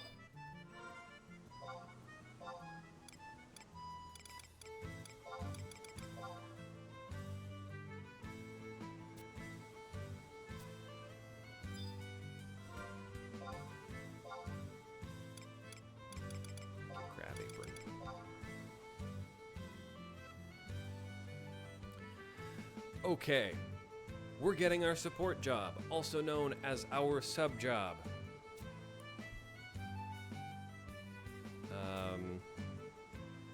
Furthermore, the effective level of your support job can never exceed that of half that of your main job. Also, since it is merely a support job, you'll never advance through experience. Yes, level 20 as warrior, level 10 as a white mage. You would obviously declare your main job warrior and your support job white mage to make the most of the levels that you do have, of course.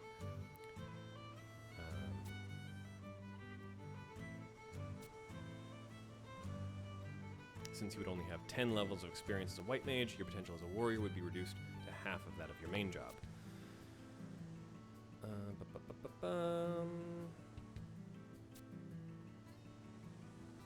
Recommend you choose a support job that covers your main job's weaknesses, or one that enhances its strengths.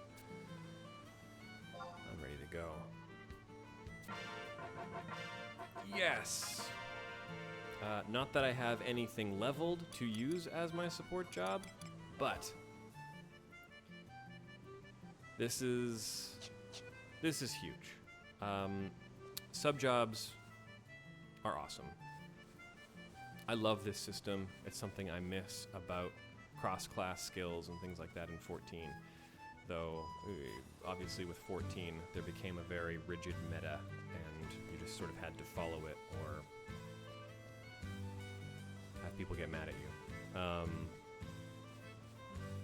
This, of course, if you're doing endgame stuff, there are still metas that develop. But, for the purposes of what we're doing here, just pick 2 jobs you like. Do whatever the heck you want, friend.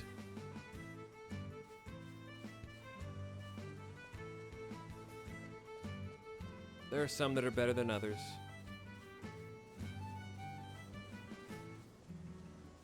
And if you really want to, I'm not going to stop you from optimizing. But I think it's fun that you can just kind of have a job and it can also do other stuff.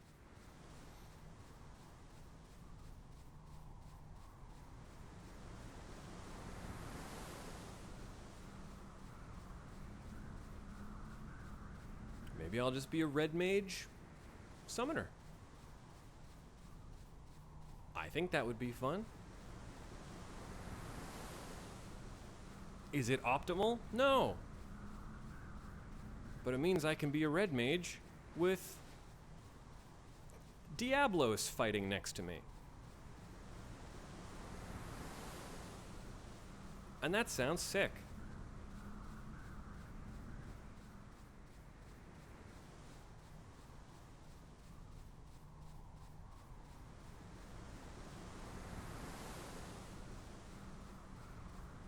Red mage, blue mage could also be very fun. Except I don't know if I'm going to really have an opportunity to get blue mage. I might be able to find some workarounds. I think summoner subjob doesn't get summons. They sure do.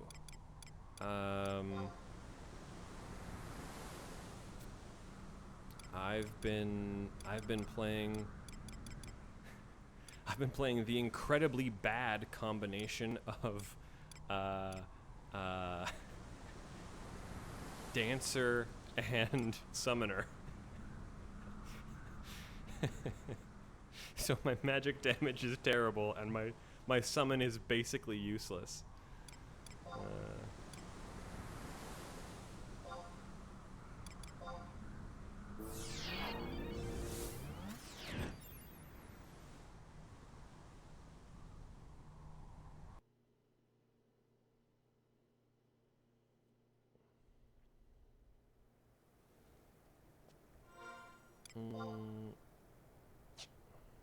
This is usually where I would hop on my mount because we got no music, which is too bad, but we're just gonna turn on a little auto run here, go for a walk, go fight some bees. What do I need? 3 bee pollen. I got room. We're gonna be just fine.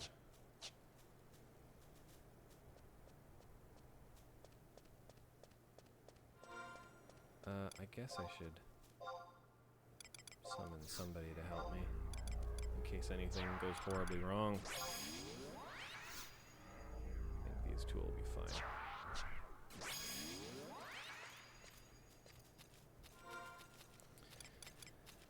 fine. What else? Oh, I was gonna say... Oh, bees? Bees. Bees. There was a couple other things I think I wanted to address in the config menu. Oh no, beehive chip. Absolutely not. Get out of here with that.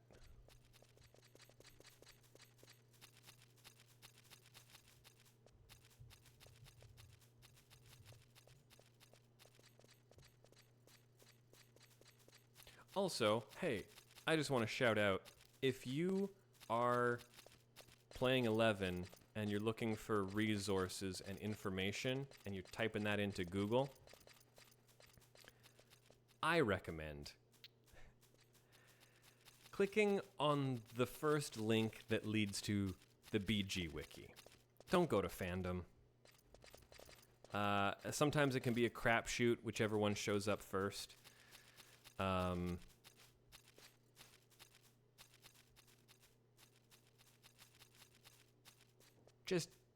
Just go to the BG Wiki. It's privately run, but public. I just mean it's not run by fandom.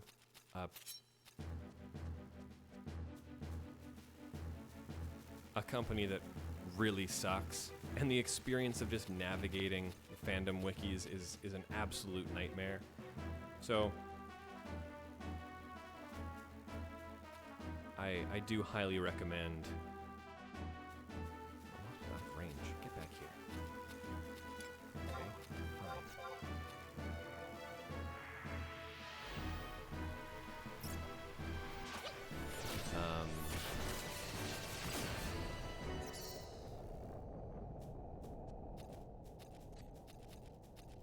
Yeah, just take the extra half a second to scroll down to the one that is the BG Wiki.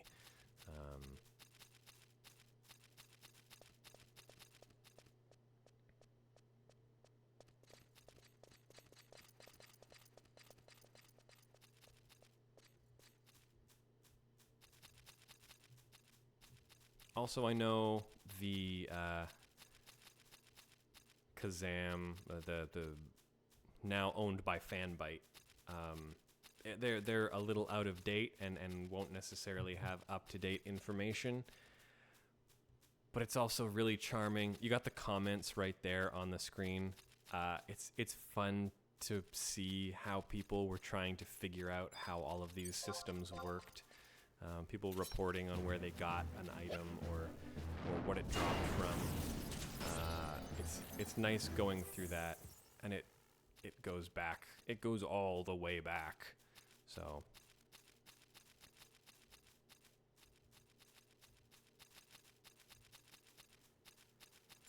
I think that's very fun.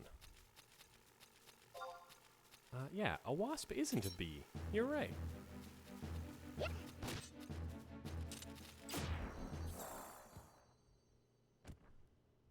Pot of honey. I want pollen, please.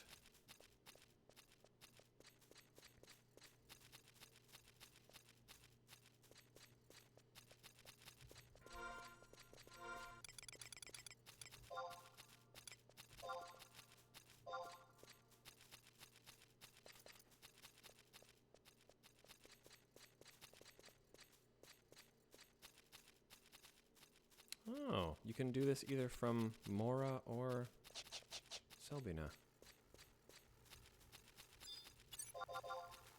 Oh, that's one. Mora, Maura, Mahora.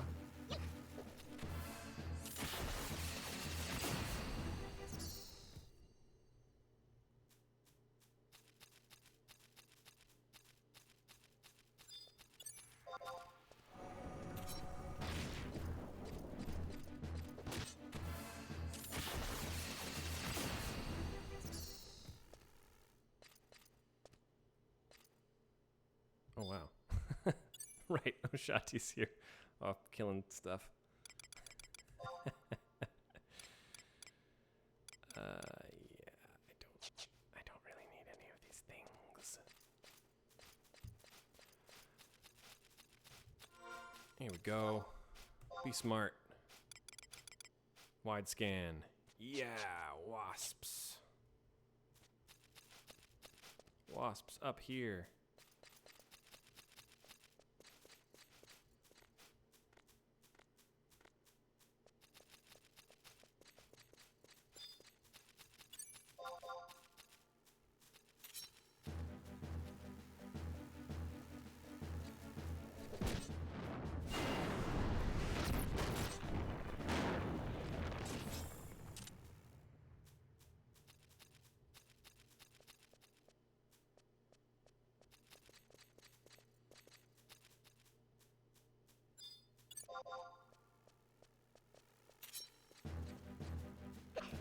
Yeah, it is kind of too bad they've never really added music to some of these zones.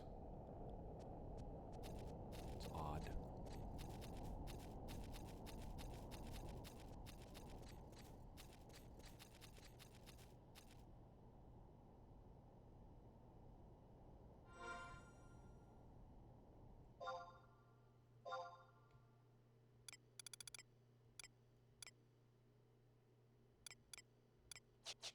Huge wasps, this way.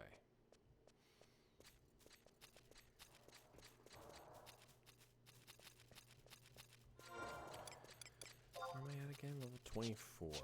Pretty good.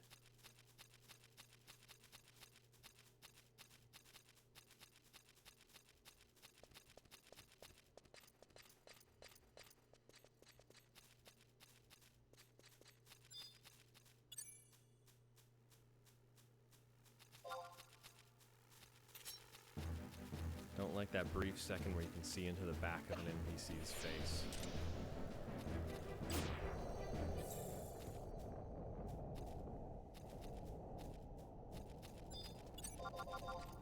It's very scary.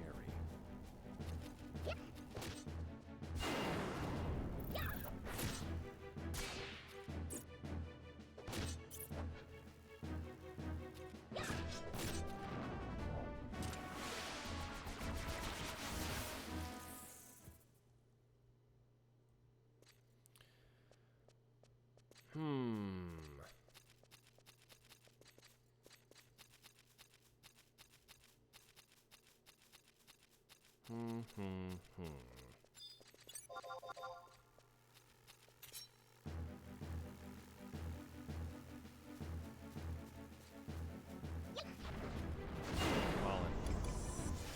I want that pollen.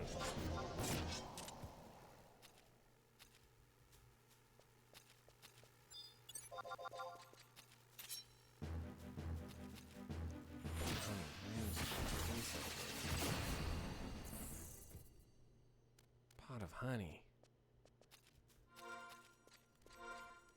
What is going on here?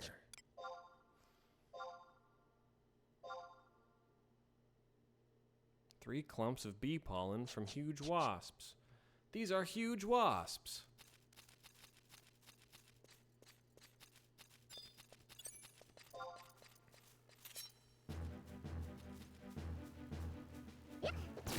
Clump of bee pollen. I see one. I see one. Thank you, Oshati. One down.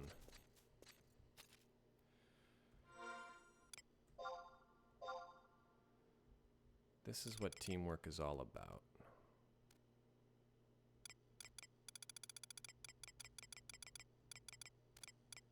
Oh yeah. Wasps in front of me. Oh, so many wasps.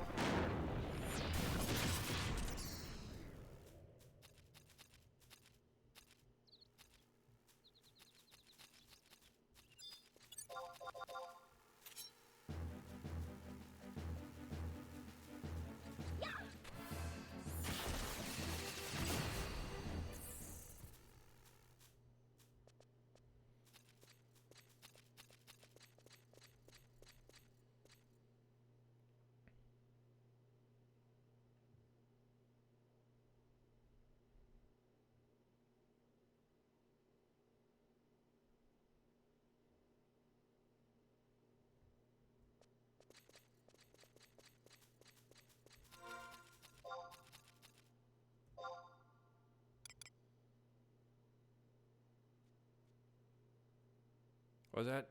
2 more clumps of bee pollen? Do we have our bee pollen? How? I got none. I got 0 bee pollen.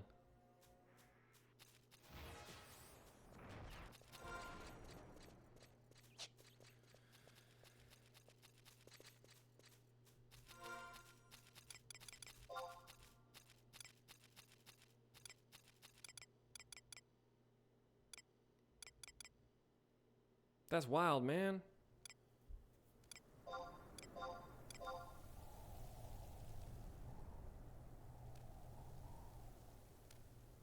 Oh, here we go. Just get a bee pollen.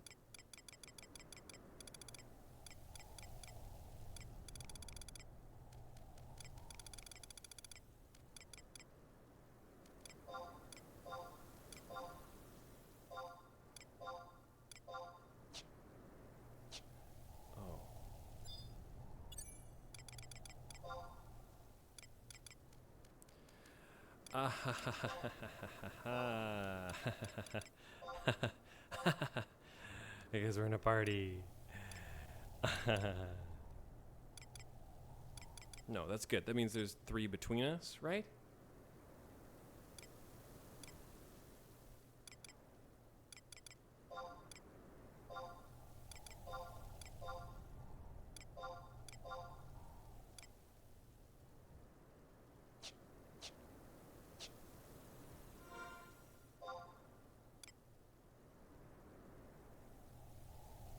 Anyway, I think we have enough. I think we have enough bee pollen.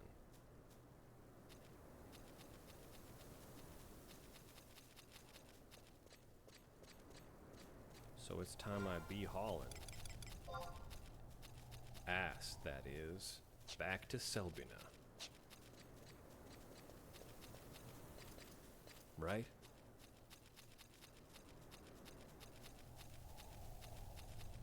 Shoddy, if you have 2, that means we're good, right? You can just trade those to me. I can trade those in. Unless you are also in need of 3B pollen. But I have a feeling you've made some Rhapsody's progress, right? Oh, I love that field of view. Look at that. Shoomp.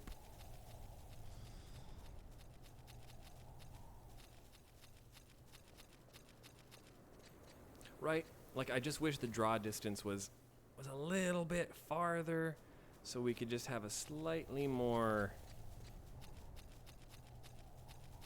cohesive look. I do love those windmills. I never come to Kronstadt. Whenever I go to a crag for something, I tend to go to Fen.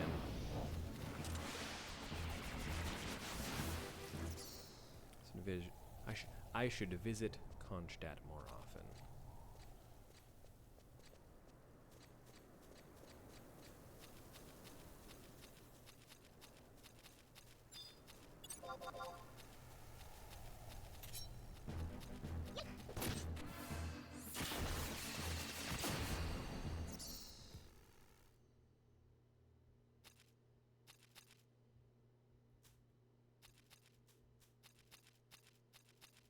I think this zone. What does that mean?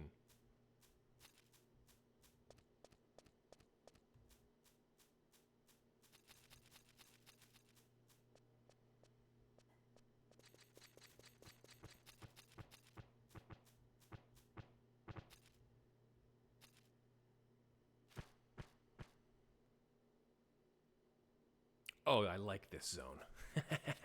Yes, of course. Yeah.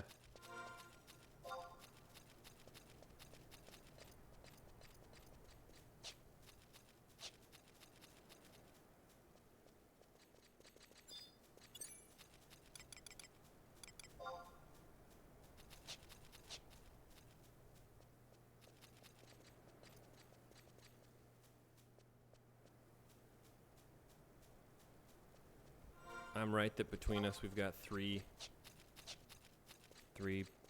pollens, right?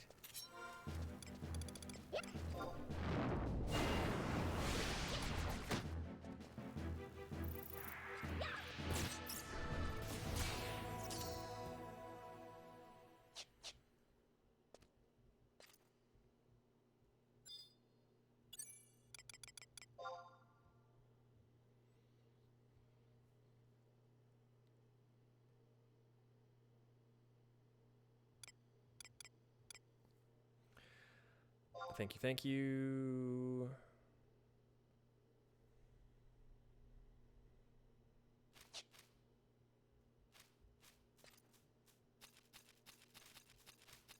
Yeah, I wish this survival guide took us past the windmills a little more, but they're nice.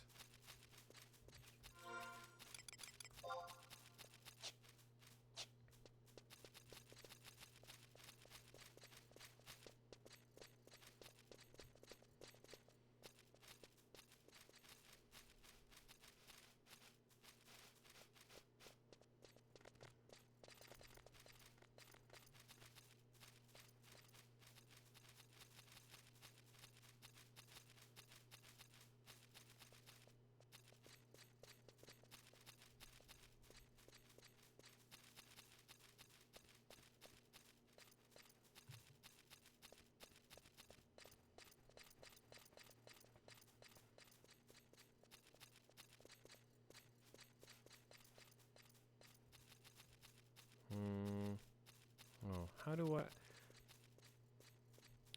Here I go. I don't know how to, I don't know how to get rid of bot comments in chat. If anyone knows how to do that, let me know.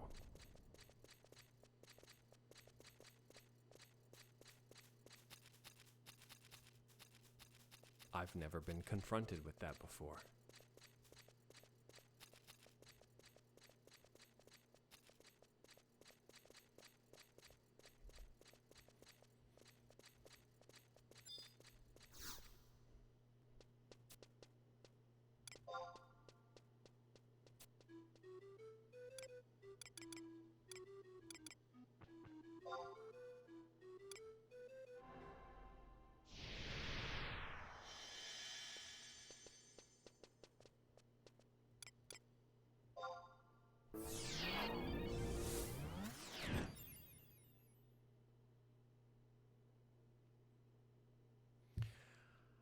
Sure, I could absolutely survival guide warp to Bastok and then take freaking home point warp from there straight to Selbina.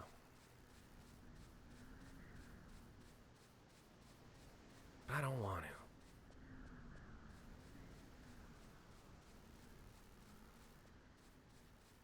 to. Chotomomo's all about hoofing it.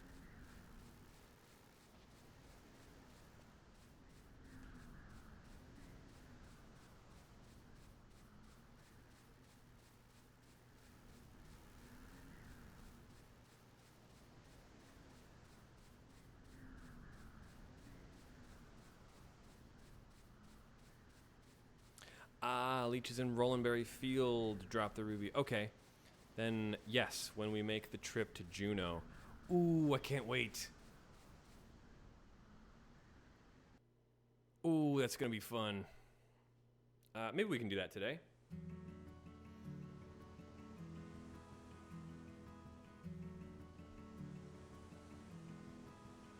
Hi, Criminal Justice.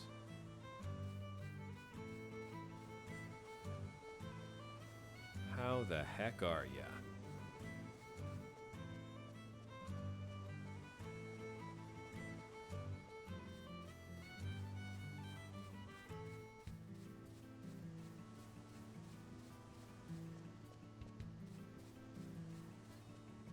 Yeah, I was just realizing I don't know how to delete posts by bots.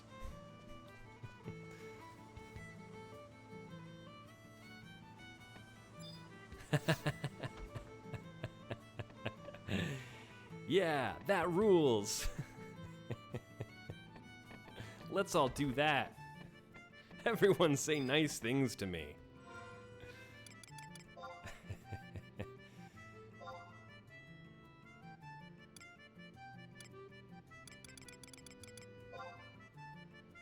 Surely I can...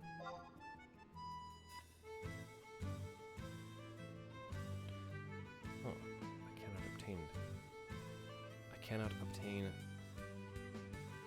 copper voucher. Okay, let's... I don't think I need a giant stinger for anything. I could probably get rid of insect wings. Let's just make some room. Okay. So, this is important. I get it. Farming bee pollen isn't the most fun thing in the world, but this kicks off a very important quest line, and it's going to get you a lot of really important stuff, including things like permanent bonuses to EXP gain, etc.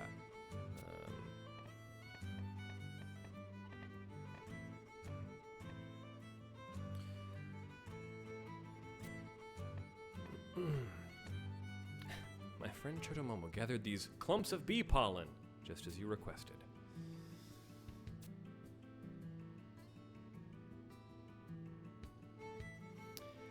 Yes, permanent experience gains, increased trust member slots, oh, so many things. It's so worth it, it's not even funny.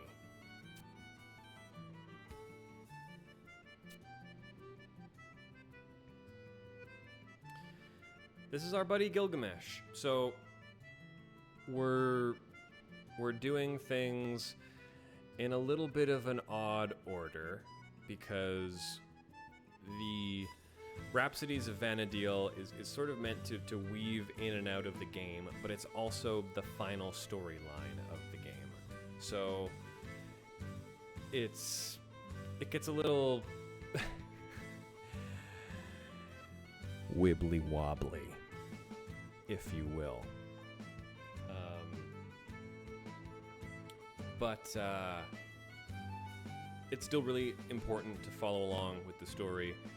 There are some bits of dialogue that factor in where you are in your main story progress, and every once in a while you'll find out that there's some that aren't. So what we're going to be doing here is we're actually going to be getting to a Rise of the Zillart area a little earlier. Yes, gets you to Norg sooner too, which allows you to unlock Ninja and Samurai. The oceans to the west have been a bit stormier than usual of late. My crew and I came across a small vessel adrift upon the tides.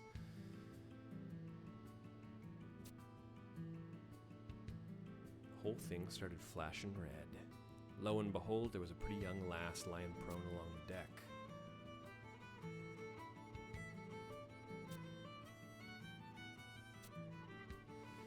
First words from those pale lips of hers were your name. I want you to come back to Norg with us. She was quite insistent on meeting you. Gone on a bit of a hunger strike.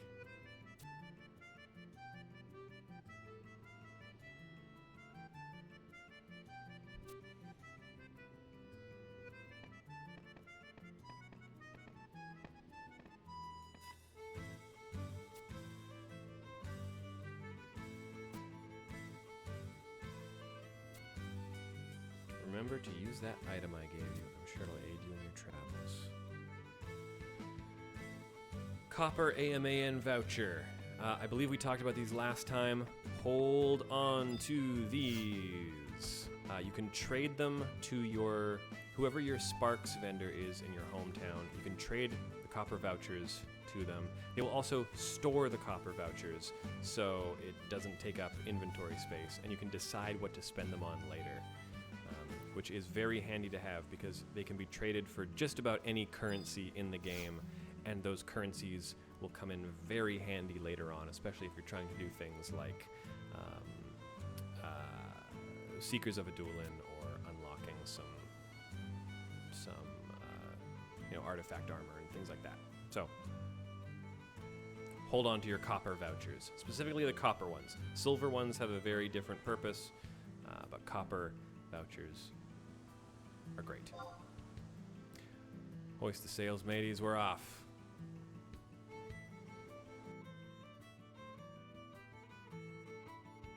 Now, I have a feeling if you do Rhapsodies of Vana'diel after you've done all the Rise of the Zillart stuff with Gilgamesh anyway, I have a feeling he's not going to ask you to go collect 3 clumps of bee pollen. I don't exactly know how that quest goes.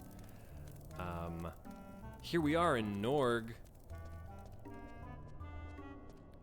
Again, this is a Rise of the Zillart zone. This was added in the first expansion.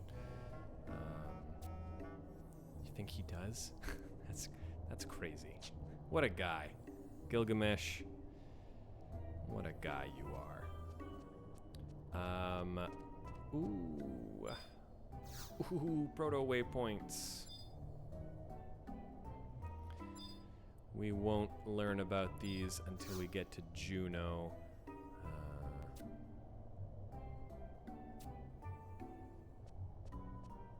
And we'll see exactly how much of that we even want to be unlocking. Look, normally, the first time I get to a town, I want to talk to everybody. I love seeing what everyone's whole deal is.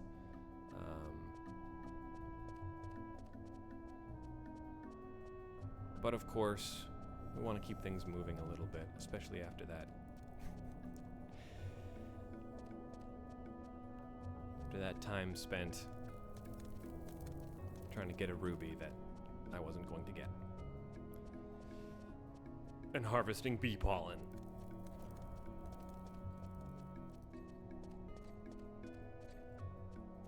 But yes, Norg has great music. I want to head over here. Of course, pick up our survival guide. And our other home point.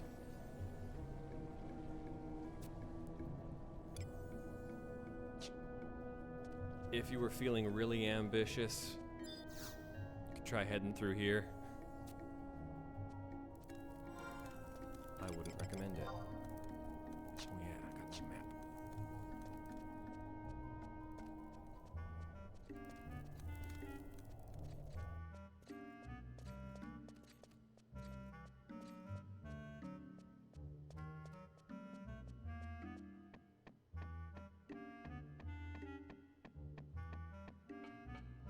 Also, I gotta go get some new gear. I'm sorry. I'm still wearing my level 1 stuff. I'm a bad guy. I'm a bad Final Fantasy-er.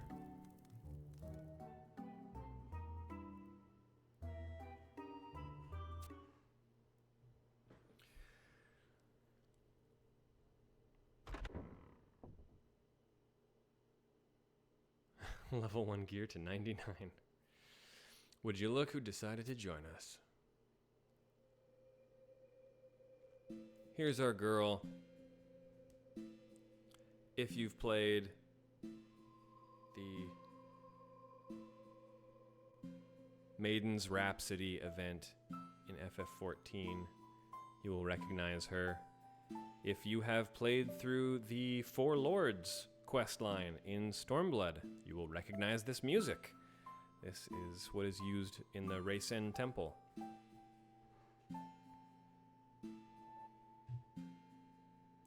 Also, if you've done the Four Lords questline, you would have recognized our trust Tenzin as well.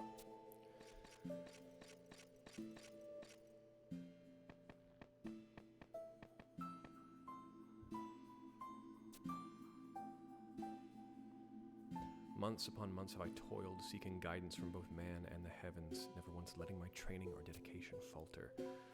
All this I have done so that we may meet once more. Unworthy though your disciple Iroha may be, her words and emotions are true. Master?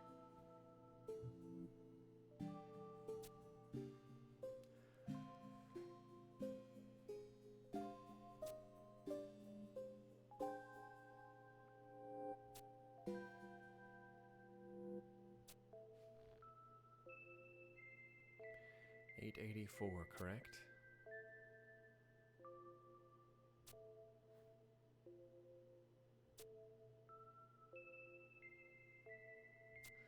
Ah, Aldo.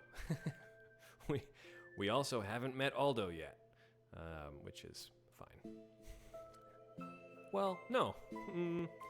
Depends if you've watched the opening FMV or not. Maybe you have met Aldo. I come from an age far in the future when Vana'diel stands on a precipice, and the Master is the only one who can guide me. You mean to say that Choto Momo is this master of yours? I'm the guardian of Reisenjima Sanctorium. I have a strong link with the heavens as its chief priestess.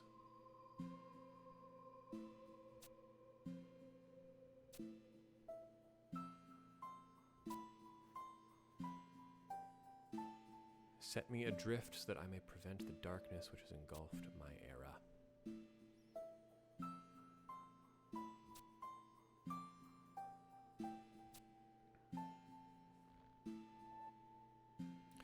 Do I have your leave to show them our reality? It's probably best.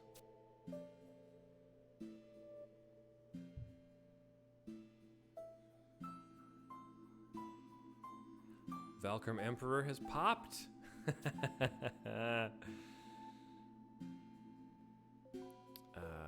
Vana'diel is gripped in the vice of fear. My homeland, we refer to it as the emptiness, a blanket of darkness that infects all it touches.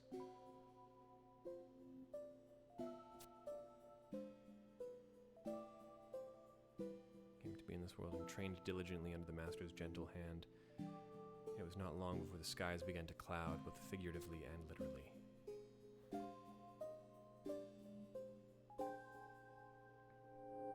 Descended like a thick miasma, stifling the land under a blanket of silence. I looked into the Master's eyes, could see the truth. My homeland was not the only victim. Quan, Mindarsha, Adulin. The end times were upon us, and both man and goddess were powerless to stop it.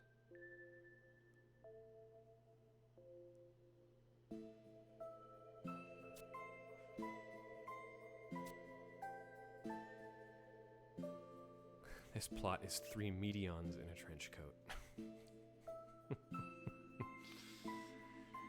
My others from an island known as Reisenjima, land where the final struggle took place. So, yeah, I mean, I'll talk about this when the cutscene's done. Pyrrhic victory, indeed, as the walls of Reisenjima's sanctorum could do naught but echo back my own solitary cries. I was trapped for several years when a spirit descended from the heavens to alight on a nearby brazier. She told me that there was only one speck of hope that could save us.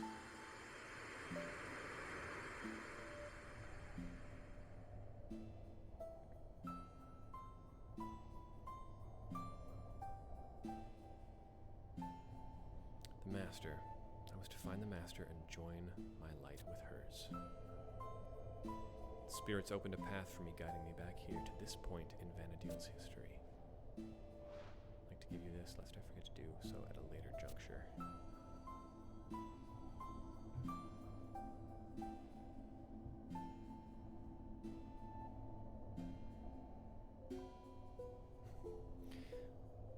You told me there will be many trials posed to you before you finally set foot in the land you know today as the Far East. So, let me take a little break here. FF11, much like 14, drops a lot of names of locations, continents, things like that. Chains of Promathia heavily features Tenzin as a character. And of course, he talks a bunch about being from the Far East. The next expansion, Treasures of Ottergon, takes place on the western side of the Far Eastern continent. But we never actually get to go to the Far East, which of course is the Japan-themed zone, region. This is why, when Stormblood was announced, it was a very big deal, because the Far East had always sort of been this so close yet so far chunk of FF11 geography. So it was exciting. It was a big deal. And then, you know, especially because Stormblood did have Eureka, and that was around the time that Rhapsodies was happening in 11, so that was the first time we got the Maiden's Rhapsody event in 14 with Iroha. It's where Tenzin is featured in the Four Lords quest line. So Stormblood was the first time it felt like they were really sort of acknowledging 14 as a successor to 11, but also a very different evolutionary branch. But it was, I don't know, it was nice. It's one of the reasons Stormblood always kind of sticks out to me. Though, Stormblood is also the expansion where I feel like they got a little too far away from what I like about 11 and early 14. The slow unveiling and slow discovering of a region and the detail that gets put into it. I feel like they had a lot on their plates trying to cover Alamigo and authored as well. So it's, you know, it's a bit of a double-edged sword, but I think the what the Far East represented as sort of throwing a bone to the people who played 11 and never got to see the Far East, I think was very sweet.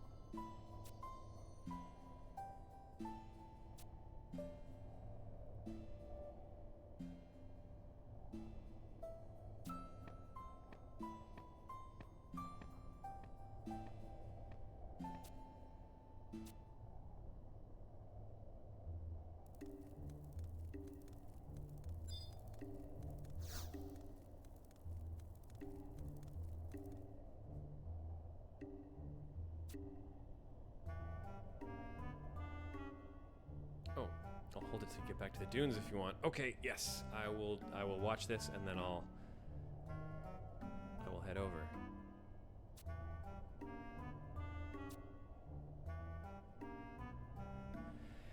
Is Lion a cutscene door? Yes, I'm afraid she is. You will only ever see her in cutscenes.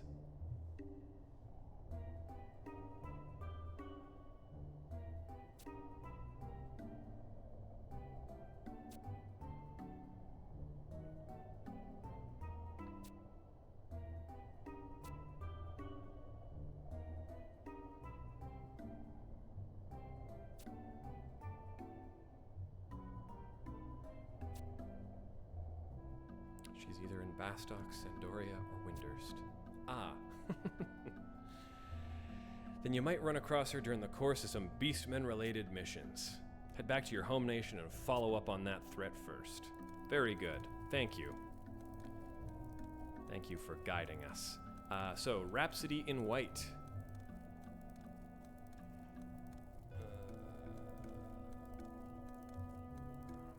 Which one are you? Yes, here we go. Beautiful.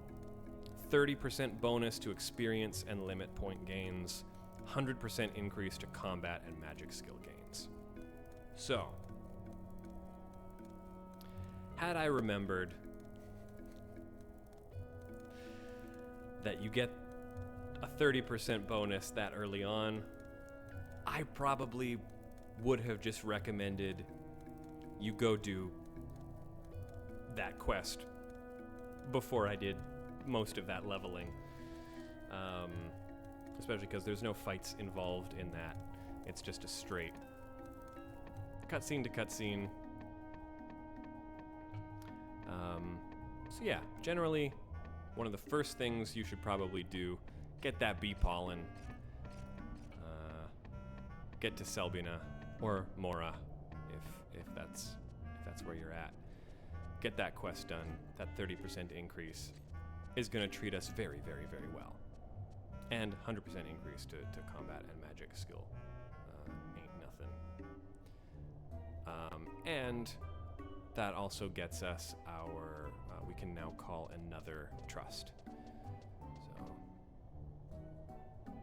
yeah, man. An 80% reduction in gil consumed by home points? Really? That is wild. Okay, let me get over to our...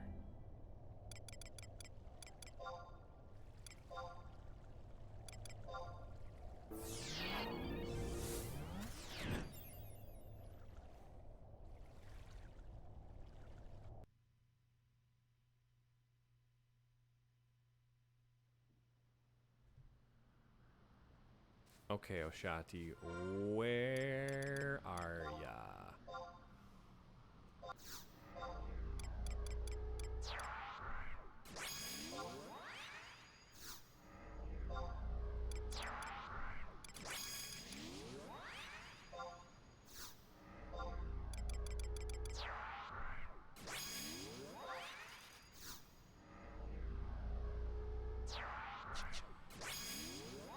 E8.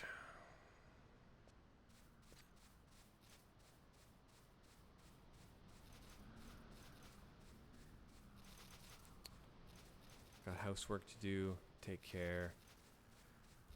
Yes, you too. Thank you for hanging out. We're doing good. We're making progress. Making bacon progress.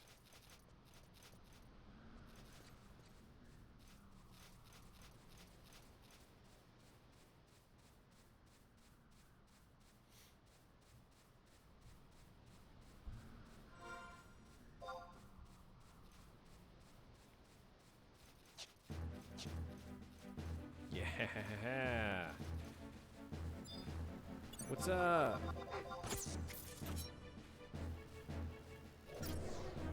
I want your pin.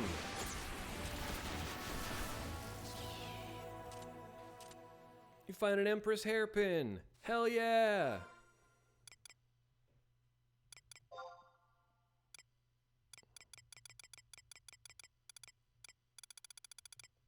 Alright, I gotta roll for it. Treasure.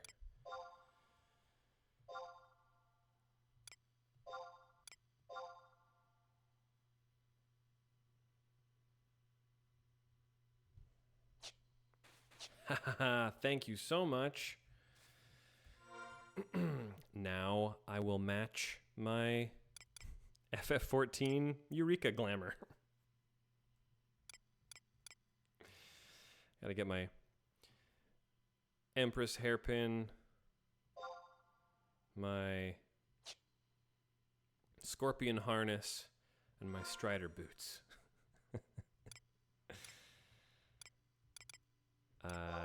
Okay, here we go. Let's start organizing my gear a little better too.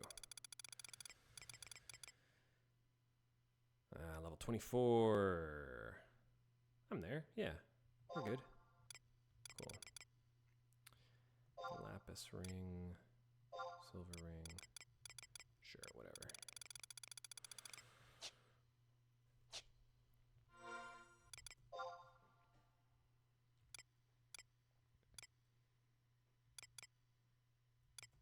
What do I even have? Stuff-wise.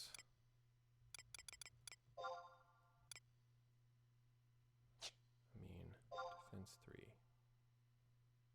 Yeah.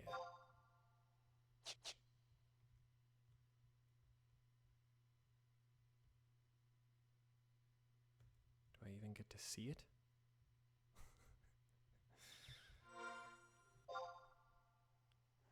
I guess not.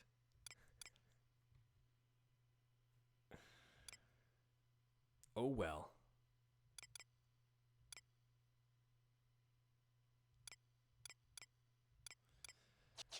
Okay.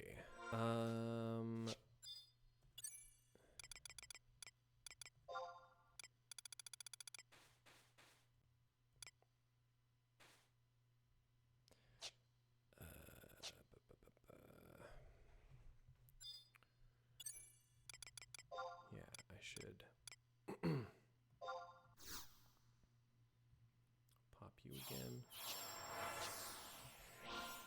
Keep forgetting where I put all my enchanted stuff. Oh, right. I don't have a warp ring yet. I gotta go back and get a warp ring. Okay. Back to our outpost. I'm gonna go gear up. I think I should be able to get my warp ring. I would be surprised if I cannot.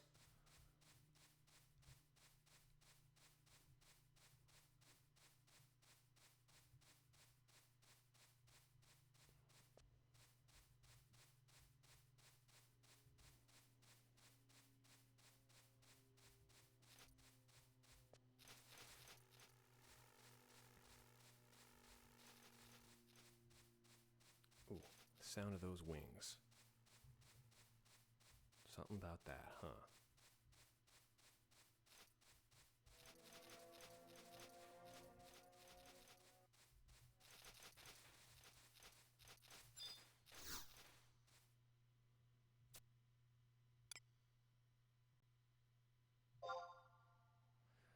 Hello, Azixa. How are you?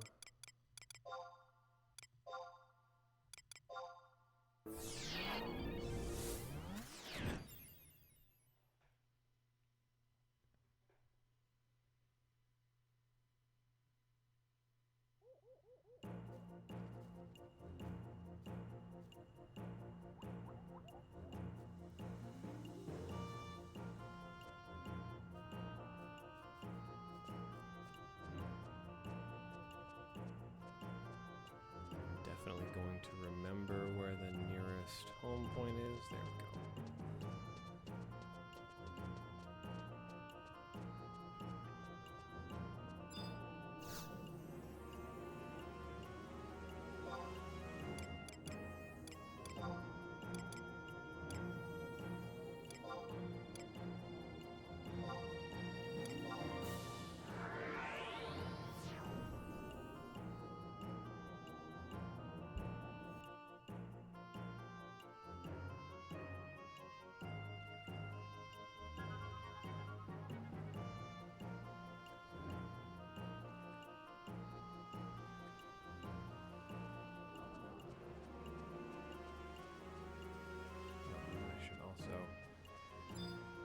Remember every once in a while? Get your signet. Signet has worn off. Go get signet. Especially because... Yeah, there we go. Common items, all ranks.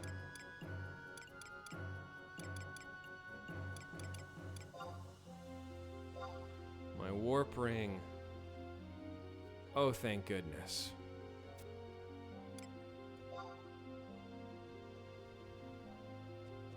Life is good. Life is good.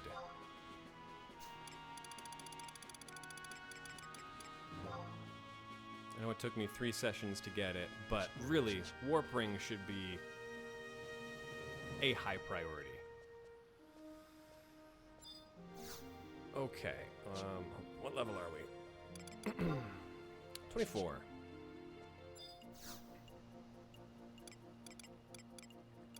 Let's see what we got. Hand to hand. Again, we want a sword or maybe daggers. Probably sword.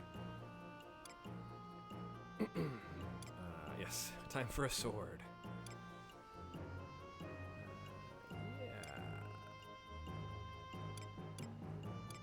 Yeah, that's what we want.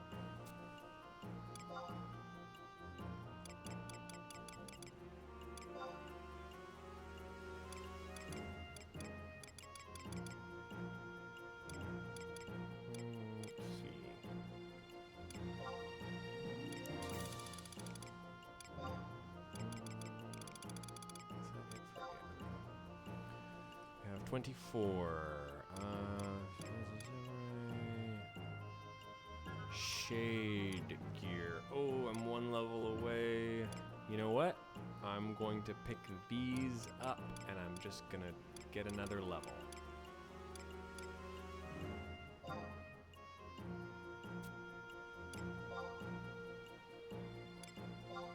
Yeah, shade gear's fun.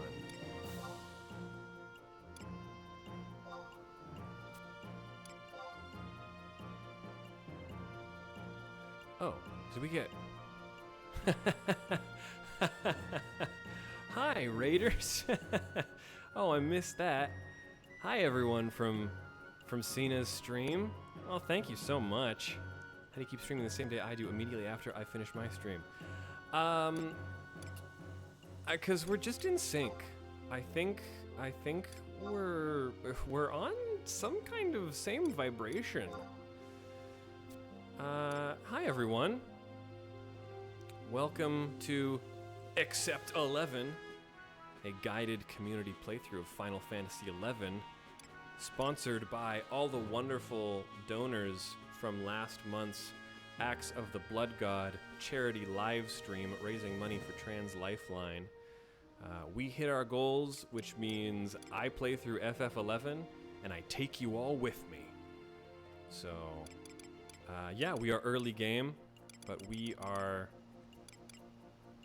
over on the Bahamut server if anyone wants to join. Also, if you want to hang out with all the other people who are starting FF11 for the first time, you can head over to patreon.com/bloodgodpod, where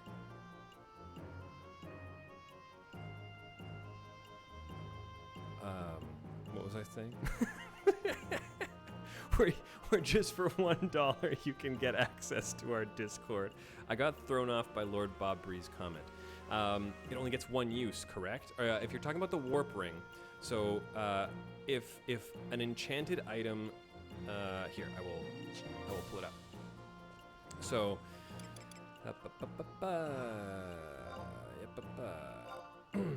so with enchanted items like the warp ring, that 1 out of 1. I think I mentioned this on the last stream as well. The 1 out of 1 actually means it is infinite. Again, there's gotta be some reason. There's some spaghetti code holding this game together. Look, they started making it in 1999 on PS2 hardware. I assume that if they made an infinity symbol and put it in that item information, it would destroy the game somehow. So yes, when you see an enchantment that says 1 out of 1 in the bottom corner there, that blue text, that means you can use it as many times as you want. The 8 seconds there shows you how long it has to be equipped before you can use it, and the 10 minutes there refers to how long it takes before you can use it again. So you'll see that on any items that have enchantments on them, which I'm sure I definitely have somewhere. Anyway, yes, seeing that 1 out of 1, don't be afraid. It means you can use it as much as you want. So we're going to do a little bit of gear management here. Pop all our shade gear. Got the tiara, harness, mittens, tuck. What did I miss? Tiara, harness, and mittens. Tiara, harness, and mittens.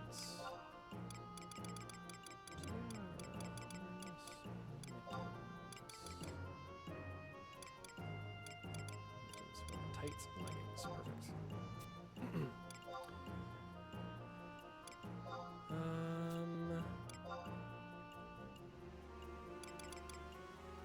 Okay, so we've leveled a bit.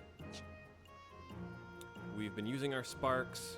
We got Signet on at all times. We got our experience bonus ring active at all times. Oh, we should get a shield. Yes, thank you. Appreciate that. Yeah, where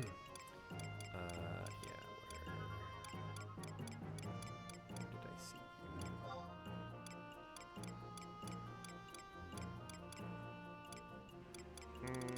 Might have to get a lower level one. That's fine.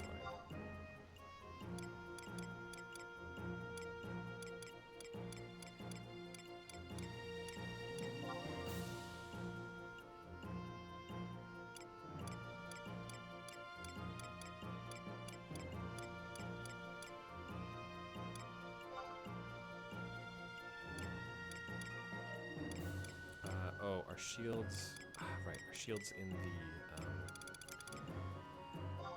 Oh boy. Oh boy. Shields in the armor section, perhaps.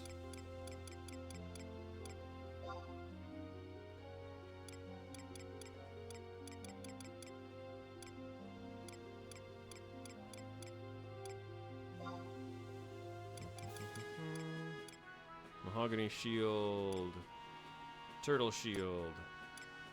Give me that turtle shield. Oh, yeah, turtle shield. There we go.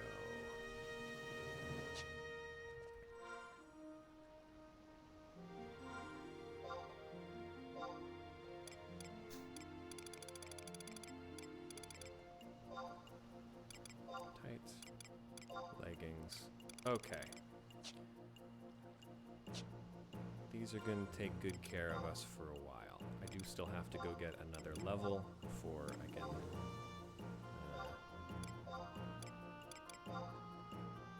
do anything about it, but we have them. It's helpful. It's good. Speaking of another level, how close am I? Okay. 4. So, now that we've done that first Rhapsody's quest, that gets us our 30% permanent buff to experience. Now, I suggest doing some of your main missions.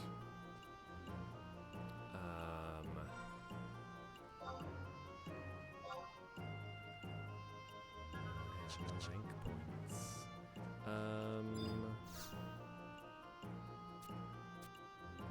Yes. Who's our guy? I know the Sandoria guys. I don't know the Guldago. Yes. Yes. He's just telling us how the check function works.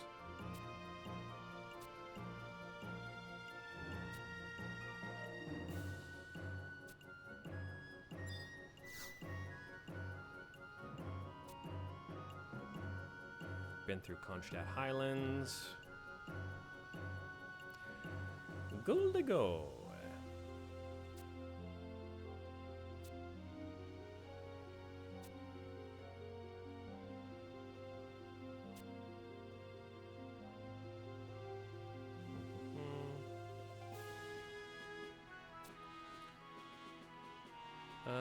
But yes, I would love if anyone could share their experiences with 11 in the chat, because we're going to be going through some basic stuff here for a little bit.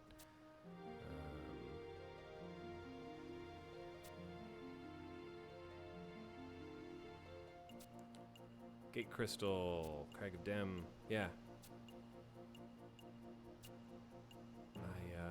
I got ahead of myself. I should have talked to Goldago a few more times. But this is good. This is good. Give us some experience.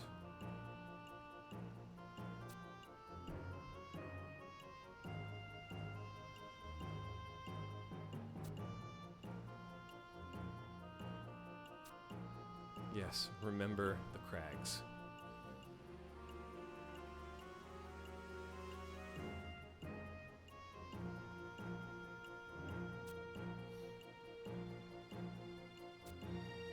Successfully completed all assignments.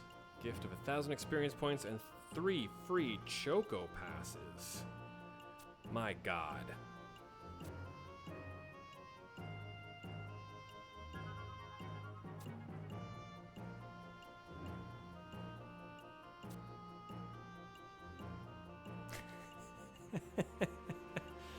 Oh, Basil.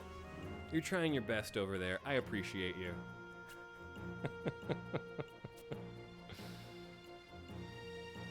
How close does that get me to leveling? I'm very close. God, okay. I can't wait to put on all this new stuff. It's okay. Cleeds.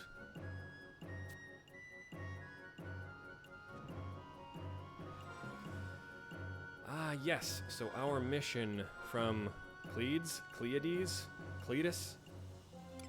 was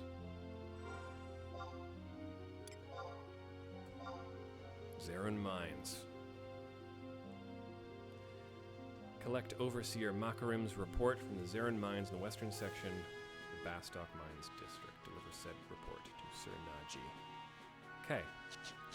Makarim's report. I think we're equipped to do that.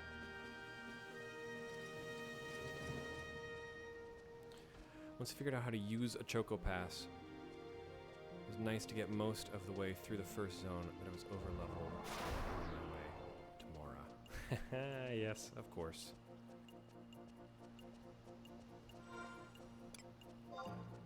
A distinctly 11 experience is finding out you could have done something completely different.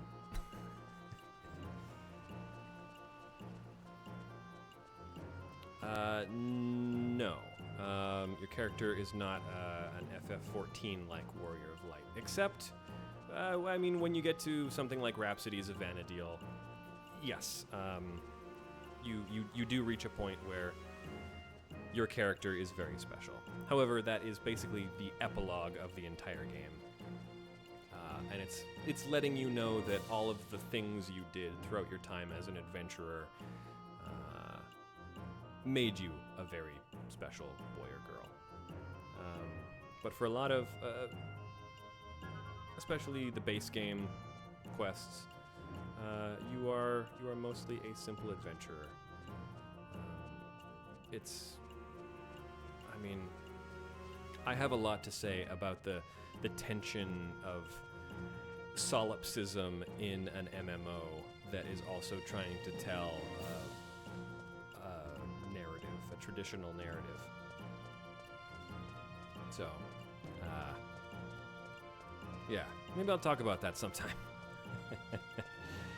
It honestly is something I prefer about 11 over 14. I think you do reach a point where you get referred to as a warrior of light, but it definitely feels more like a title than a character. And 14 plays with that in a lot of really interesting ways. I think some of the stuff it does in Shadowbringers is really, really interesting.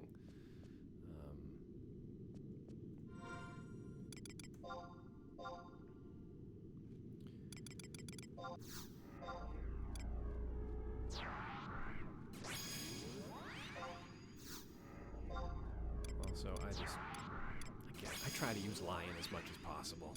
She deserves it. No, don't want Tenzin. Get out of here, Tenzin.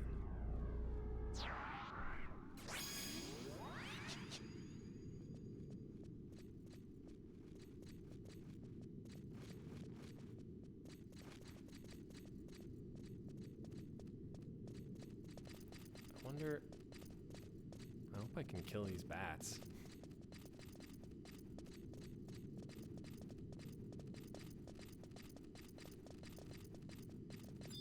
I know they gave me a hard time last time, but I really hope I can kill these bats. They seem incredibly tough. Well, we're gonna have a little experiment. Let's see how incredibly tough these bats are. Ow. Why are they still so hard?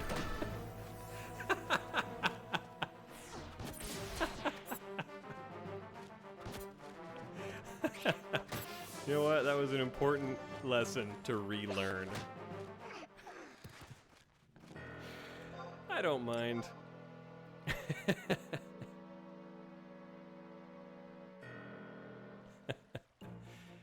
They're level 70 to 75. Why are they there? Why are they there?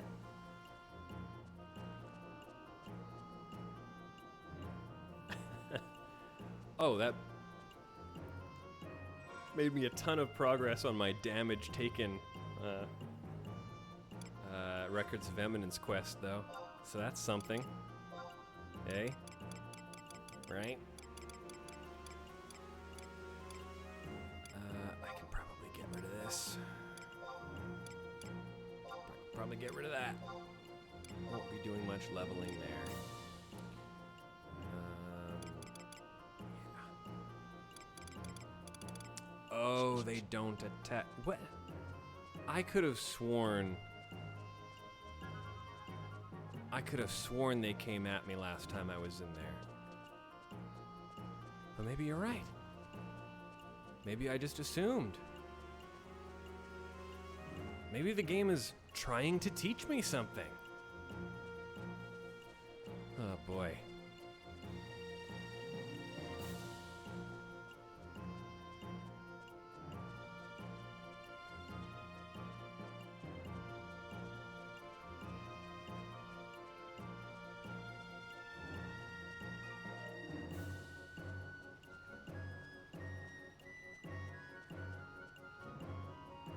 This is fun. I'm honestly really enjoying, because I am familiar with Sandoria and Winder's quest lines and even geography a little bit better. Bastok I get a little lost in still, so this is nice. I understand it in broad strokes, but even just, you know, being able to wander proper is nice. Also, I was just here in Bastok Dynamis last night on my main, so.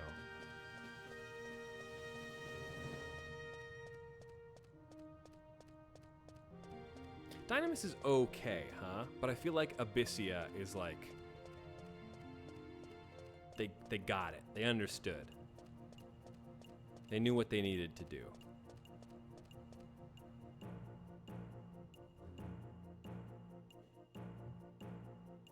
Which is just make Proto-Eureka.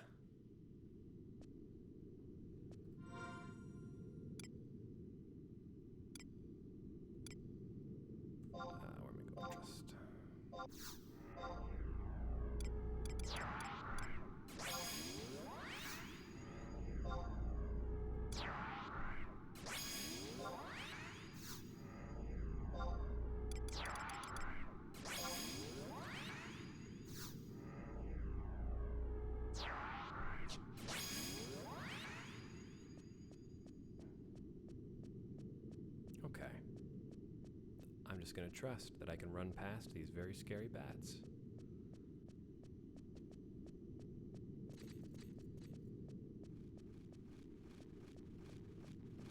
I like that this gate is here too with these guys. It's one of those little... I miss stuff like Ishgard in 14 where you can just kind of... You can see the next place we'll get to go, but you don't get to go there yet. I feel like we need some more teases like that. We need more teases that are built into the world. Not just in dialogue, but, you know, having a tangible thing to look at, or that's kind of what was so nice, even about the East Shroud and seeing Balsar's Wall, and knowing that eventually that wall got to come down.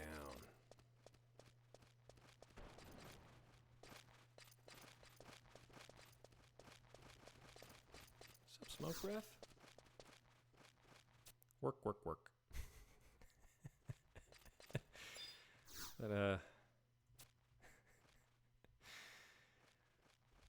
Blazing Saddles reference?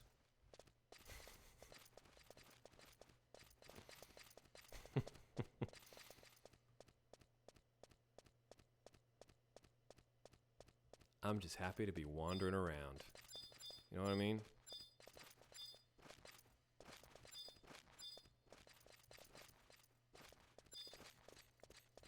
I'm sure the thing I'm supposed to find, I'll tab across eventually.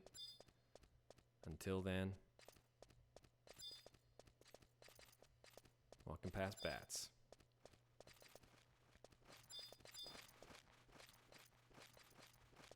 Bats are too strong. It's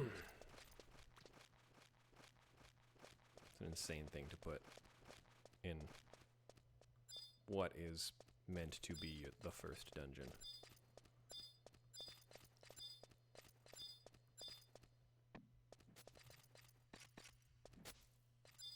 Hello, Balgamarab. Make Galka do all the work while humans just watch. Ay, ay, ay, ay.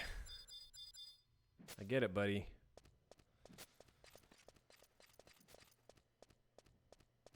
Your allegory is strong and resonant. Powerful.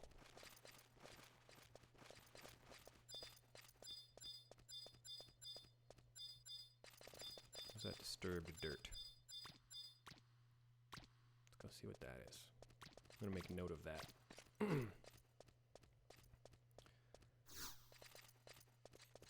Okay. Here's what I'm gonna do. I'm gonna show you. Hey! Make a note! Put a little marker. Dirt. There. Now I know.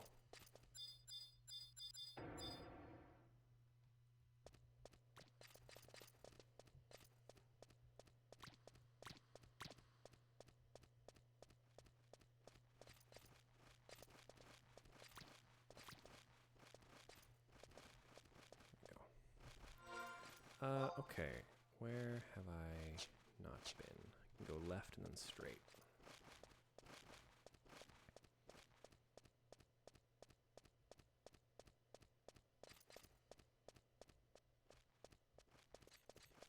All the mobs in that mine used to be low level, but they changed that a few years back. That's interesting. That would be such an interesting choice.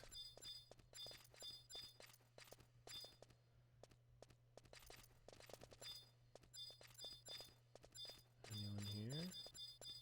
Just mining points? Okay.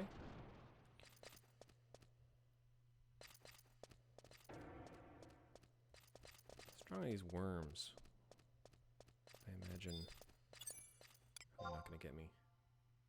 Oh, incredibly tough. Okay. Never mind. I'm not gonna fight anybody here.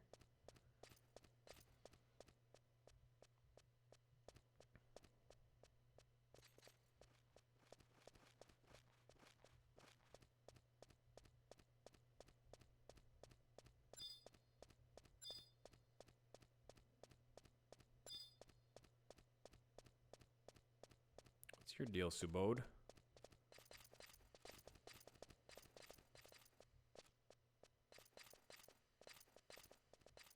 Let me up. I'm too short.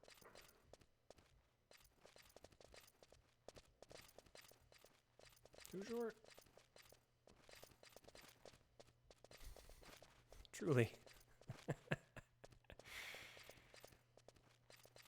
I didn't want to talk to you. It's this guy.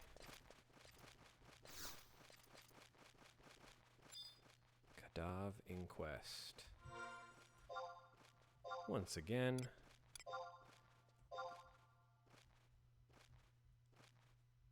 Let's just put Kadav. Alright. Save that for later.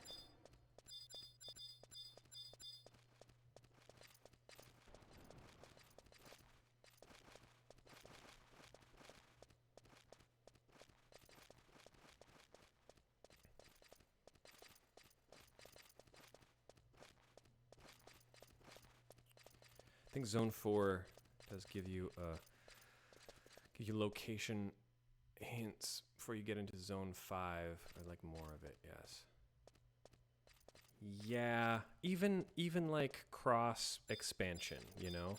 Like give us some visual tastes of potential.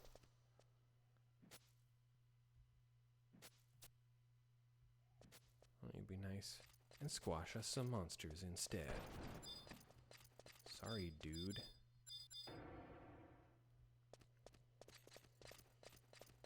Miners are brave.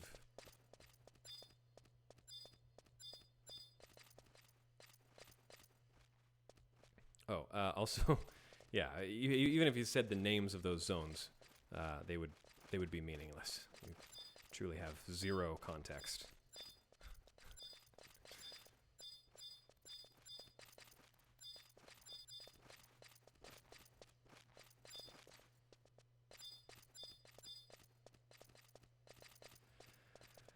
Dadoy.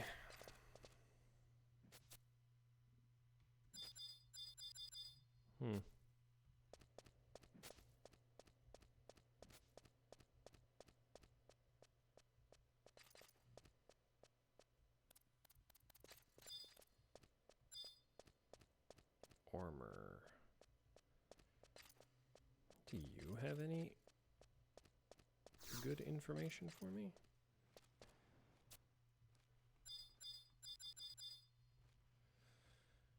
No. You're all useless. Makaram. That sounds promising.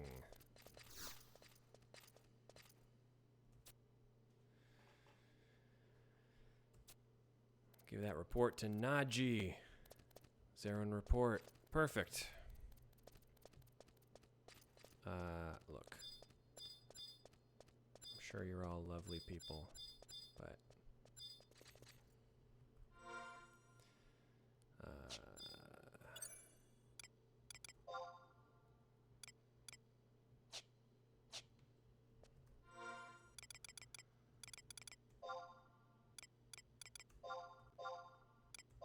where's my guy? There we go.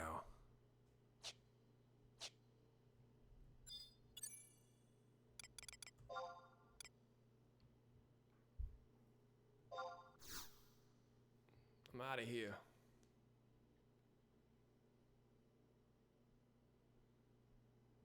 That wasn't so bad. It was a completely average cave wander. I don't mind that one bit.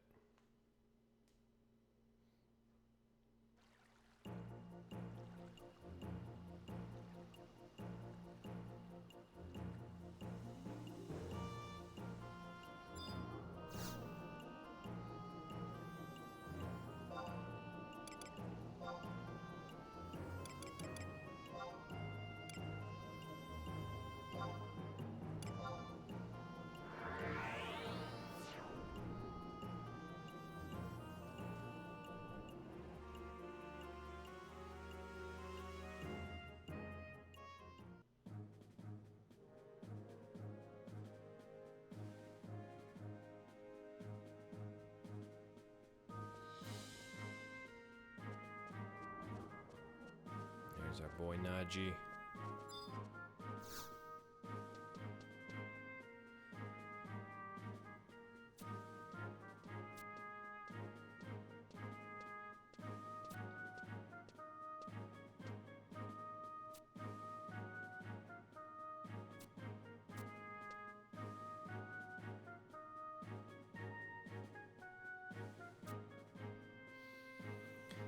More and more Galka are starting to believe in their Tailkeeper's return.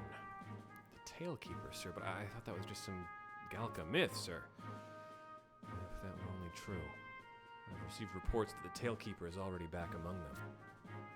These reports, keep bringing them to me, Najee. We would not want to bother the President with such trivial matters.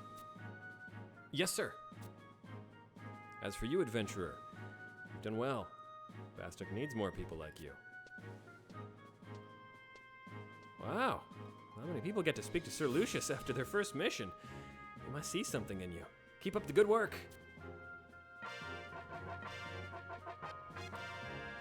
Yeah.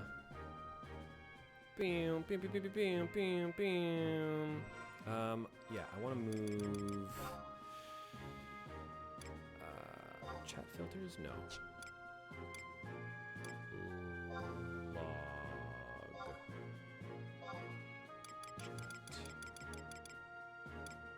Chat. For self. Resist. What is it? Maybe battle messages and basic system messages might be the one I want. Yeah, let's move those over. Yep, that's exactly what I wanted. There we go. Ooh, 900 sparks of eminence. Ooh, thank you. Okay. Bastok 1-1.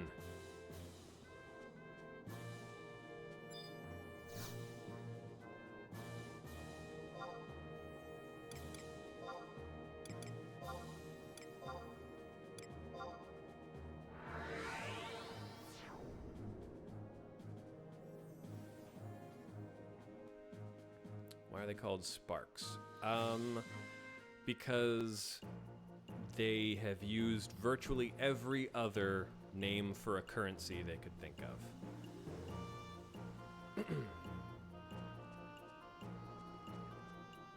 They're short for Sparks of Eminence.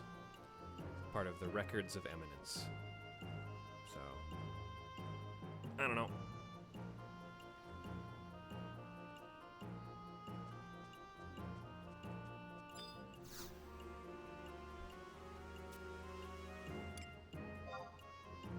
Geological survey. The chief engineer is conducting new research and he asks for someone to assist him. To be found in the metalworks to the east of the administrative section. Chief engineer's laboratory is on the second floor of the metalworks. You don't know his name? You call yourself a Bastocker. Chief engineer's name is Sid. Any Bastocker would know that. Now go and see him. I'll give you the details of your mission. Let's go.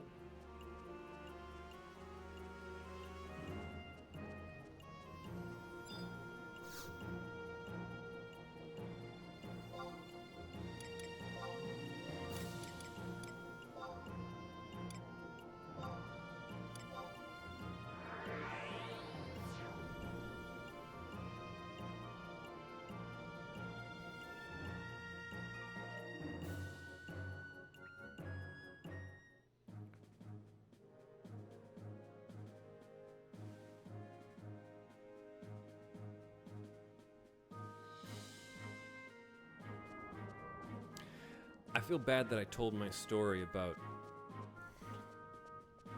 not getting to play 11 and my high school crush before everyone showed up.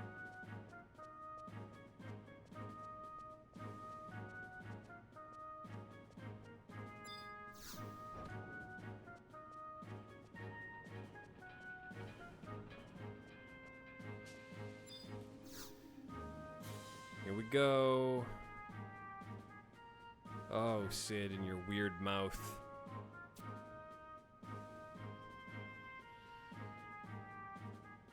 Your poor weird mouth.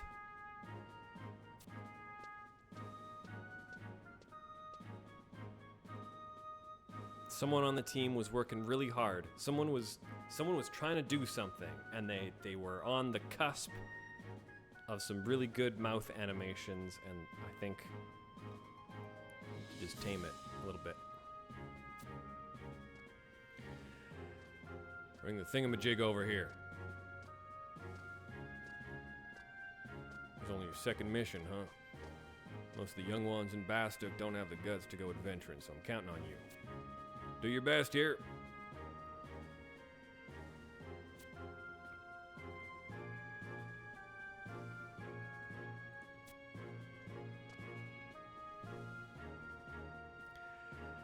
I brought the thing. If you don't quit that, I'm gonna start calling you Silent Mountain or something. You would not, Chief. You're not like the others. That is why I work for you. Oh, listen to that. Listen to that world building. Wow. Sid's not like the other Humes. Giving Galkas two-word names in the common tongue. Interesting. Take this blue acidity tester to the Dangrof Wadi near South Gustaberg. Try to find a place in the Wadi where the blue acidity tester changes color, that's all.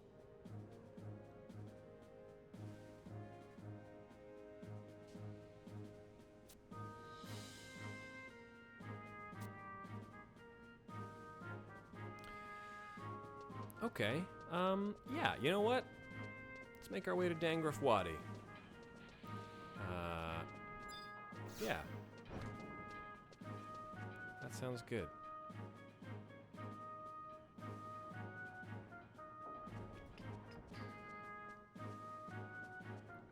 I just need one level, and then I can stop wearing this literally level 1 gear. I almost feel bad.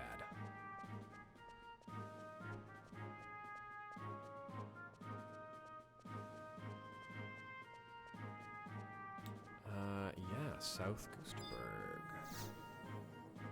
It is cute. It's cute gear. You're not wrong. I just, let me tell you, in 2 days, when we get the login update, Chotomomo is going to be wearing her Archangel outfit immediately.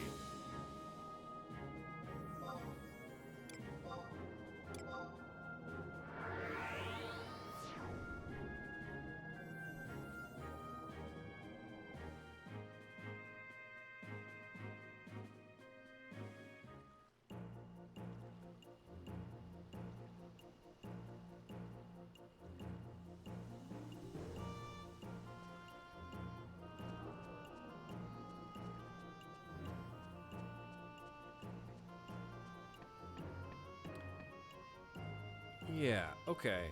Now... Yeah, okay. Here's what we're gonna do. We're gonna go do Dangrof Wadi, and then if we still have time, we're going to go for a hike.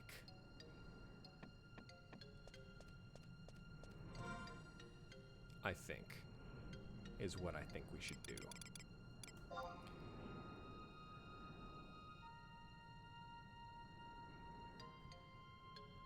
Right? Yeah, because I could... we could... do this mission, or... we could...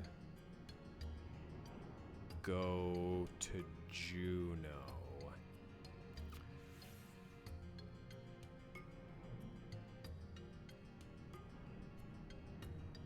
So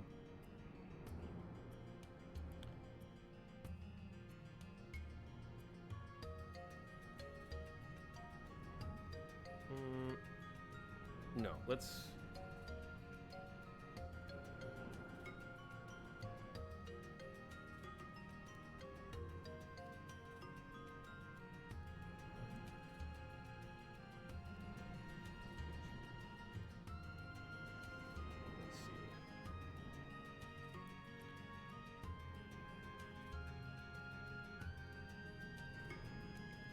Yeah, okay. Okay, sure. Dangrif wide.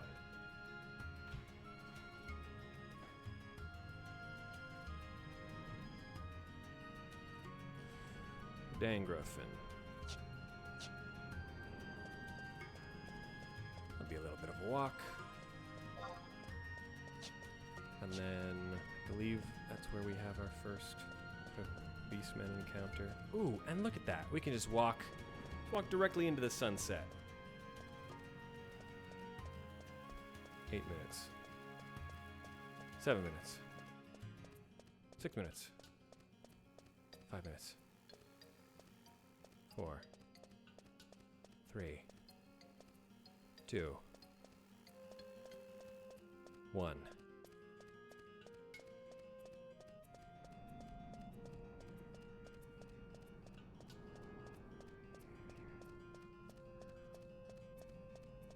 Real pretty. Good looking video game. It's a good looking video game.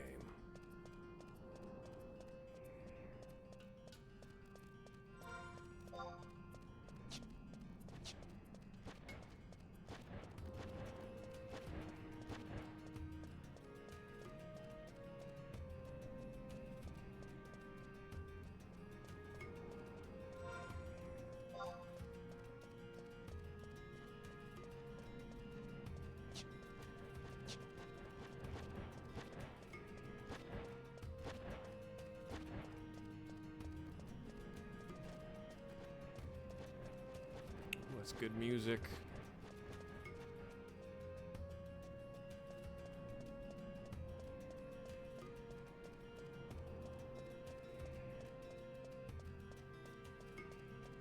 Oh, oh, Shati. Out there killing stuff. Doing yeoman's work.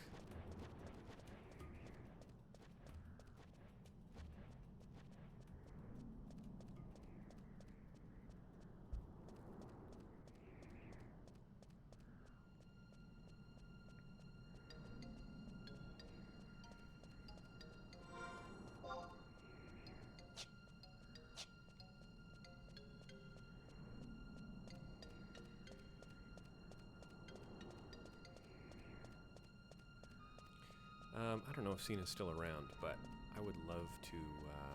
Maybe we can coordinate a day together. I've got my main over on Asura. We should run something together. It'd be fun.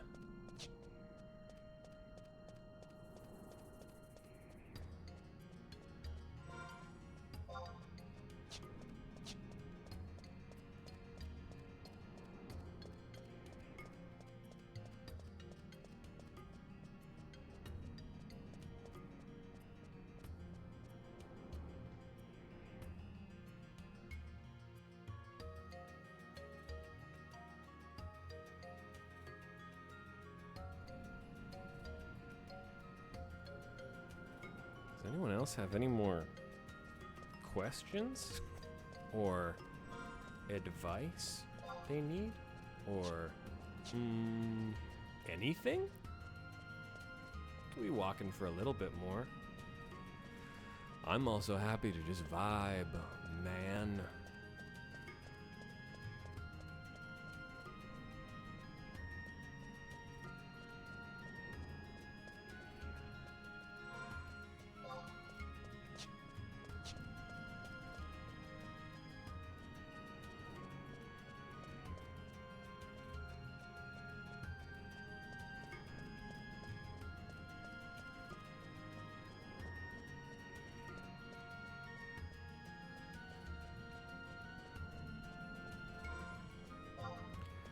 wouldn't mind if people in the chat want to just so I have even some anecdotal numbers. Yeah, I want to get this survival guide while I'm out here.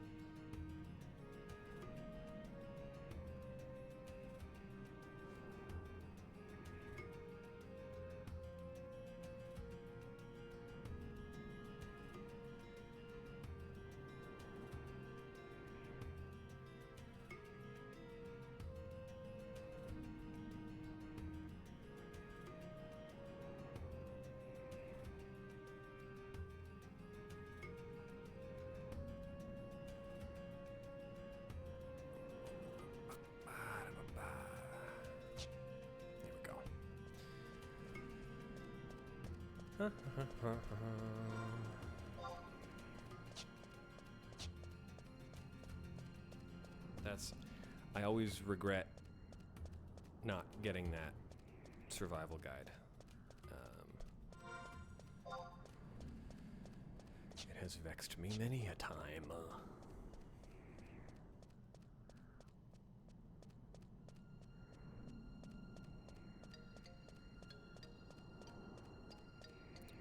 Oh yeah, 3:30. I got another half hour in me.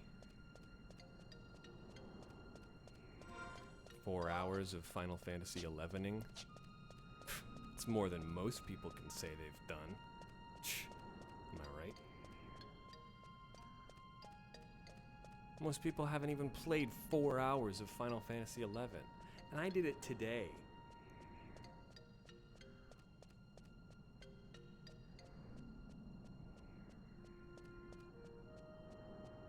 It's just kind of ridiculous when you think about it.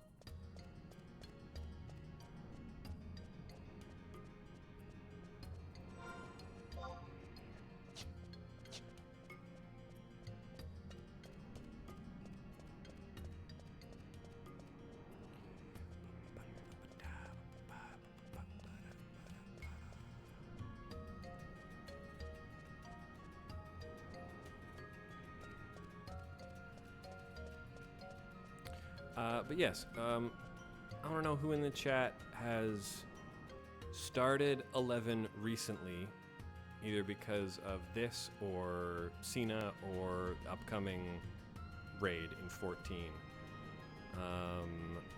and who is who's just hoping to vicariously experience it through people streaming it.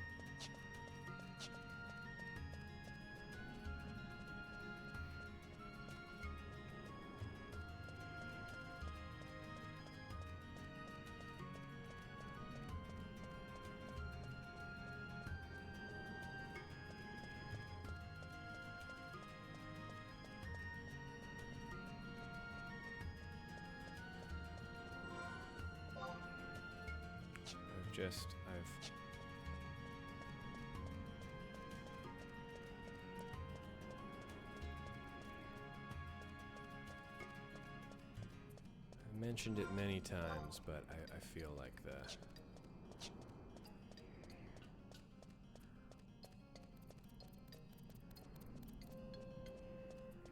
the fact that 11 gets left out of the conversation when you talk about the series as a whole, I think it's a problem. Especially when we're talking about 14, and just sort of the arc of the series. It's such an important point. And the fact that there's a a lot of people who consider themselves experts of Final Fantasy or authorities on Final Fantasy yet haven't engaged with one of the largest entries. Because, I mean, I'm not afraid to discuss 14 and its expansions as, you know, and each of those expansions is equivalent to a game. It is every bit as much a Final Fantasy game. Stormblood is every bit as much a Final Fantasy game as, you know, Lightning Returns is a Final Fantasy game. They're sequels. You know, if you wanna talk about 10-2, you should also have the ability to talk about Chains of Promathia.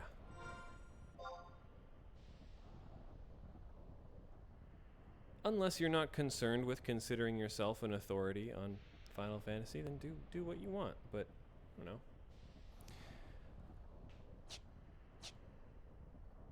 I grow weary of seeing the asterisk.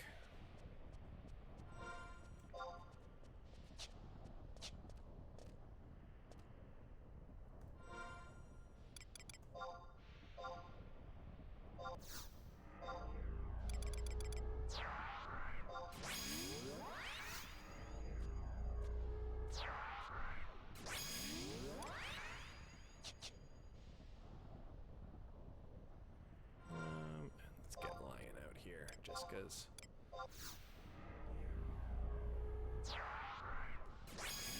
For the sake of time, I'm going to consult my Final Fantasy XI Area Masters Guide version 110215.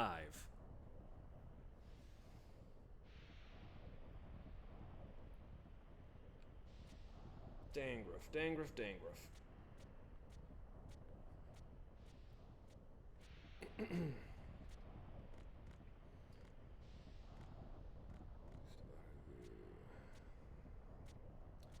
Dangruff no 140.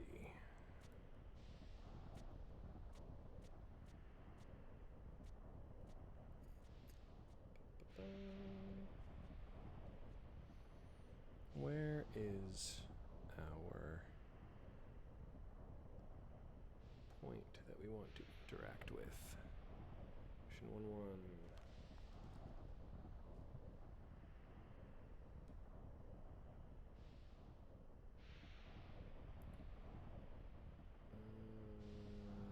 Bastok, Windurst. Where are you?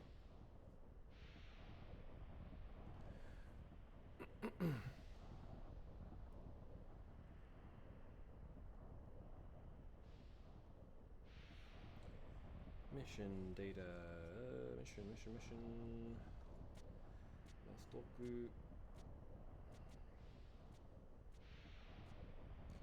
Talk to Sid. Dangruff. H9.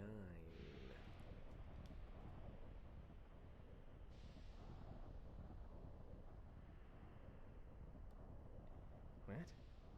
H9?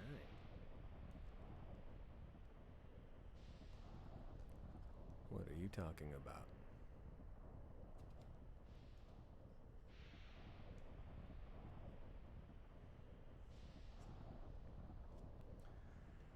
Bastok.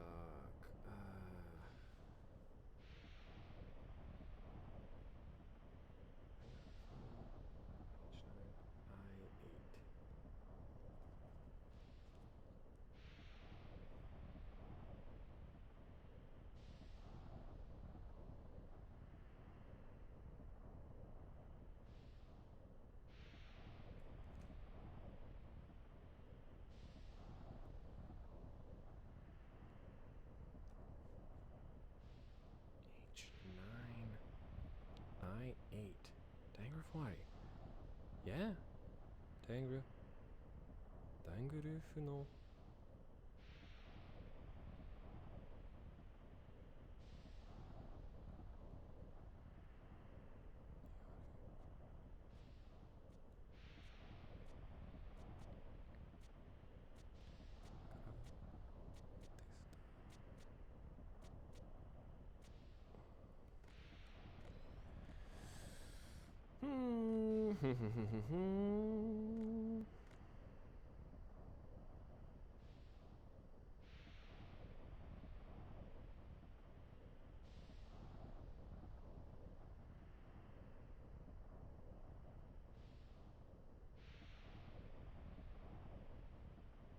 Strange apparatus?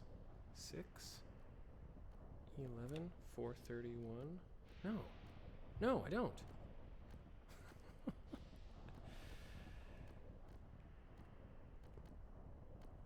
Gosh darn it. Let's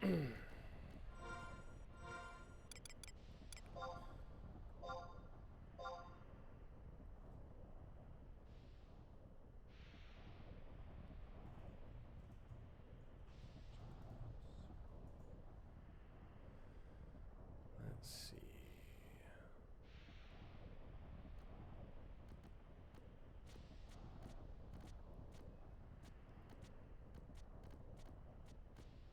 D9 through what?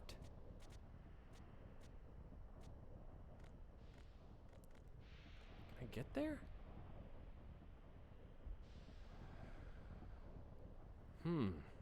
Where?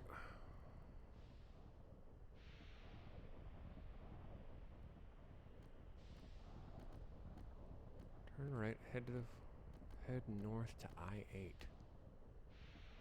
Oh,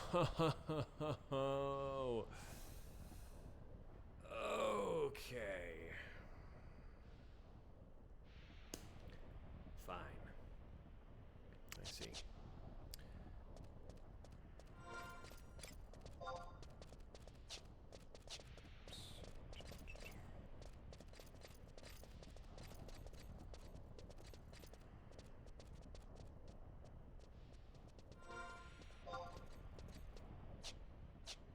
Gotcha.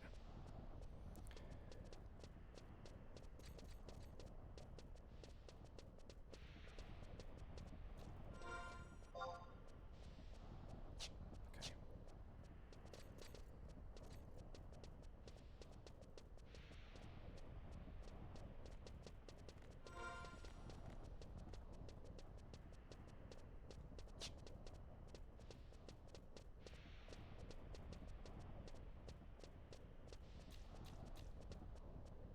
I wonder if I could have gotten there from North Gustaberg.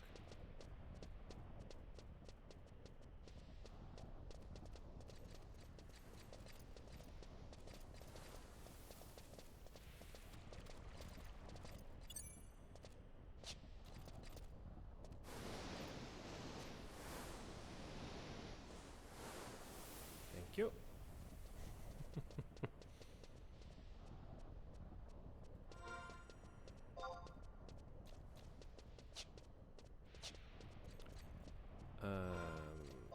Okay.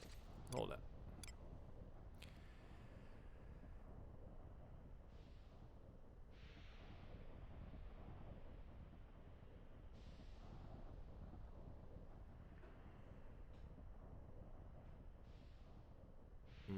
Right. Stone tablet. Right. Okay. Where should I...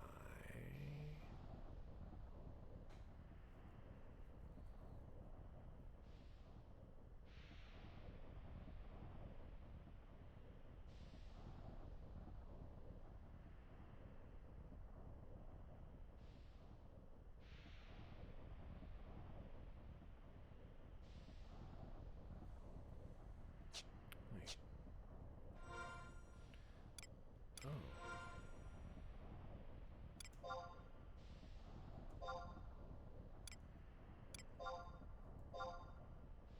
Ah, I did it. You just need... you just need to interact with the geyser. You got me. You got me, game. Well done. Well done.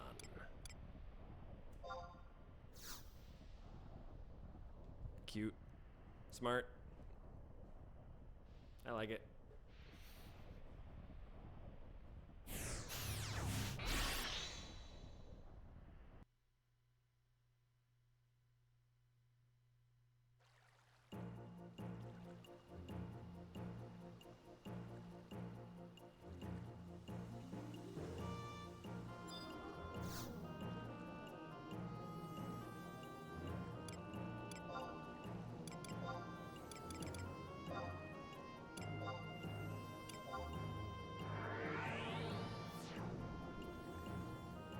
I think this Records of Eminence clear should get us that final level.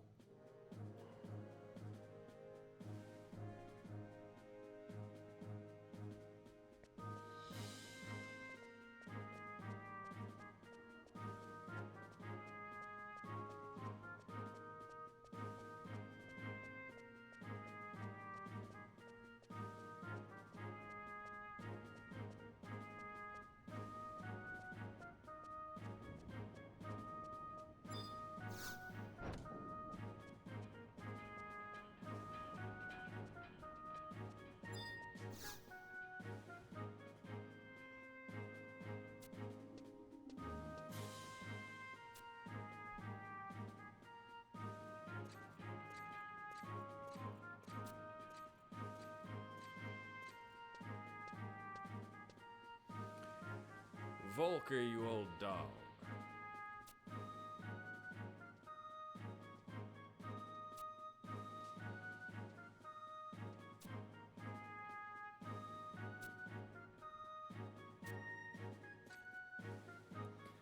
Captain of the Mithril Musketeers.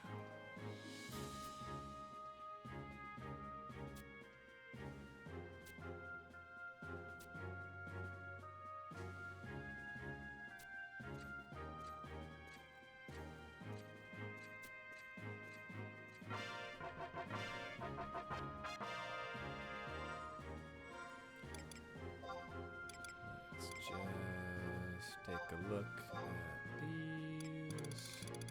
Where are you?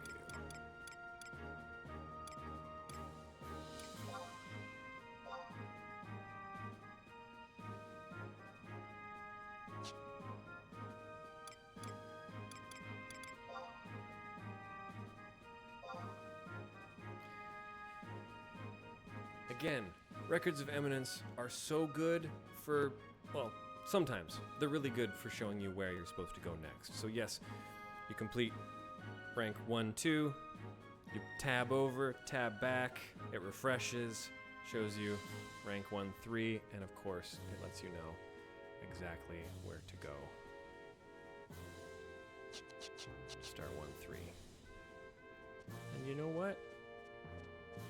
Let's go start 1, 3. Why not?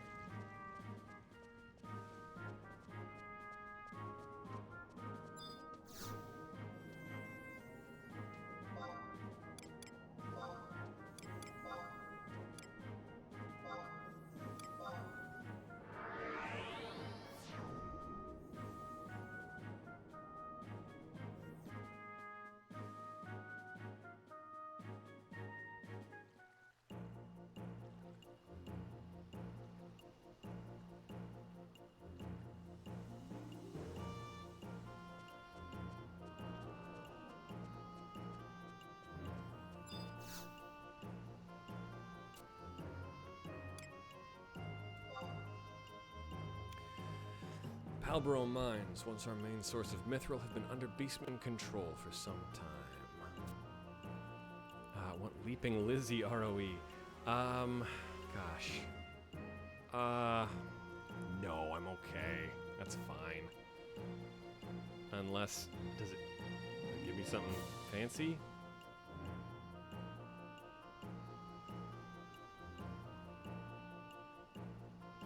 We're gonna hunt some beastmen. Quadav. Oh, cool boots. so have arms, have legs. Present all 4 items to me when the comments on the mission. I will complete the mission. Also, I'll trade these to you.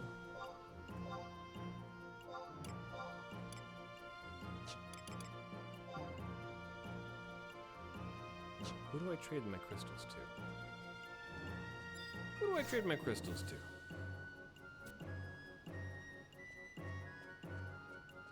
It's the Iron Musketeer?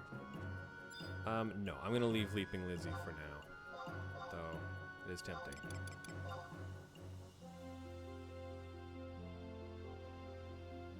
Cannot accept crystals from someone whose rank is still 1. Advise you to keep them until you reach rank 2 or use them in craft work. Okay.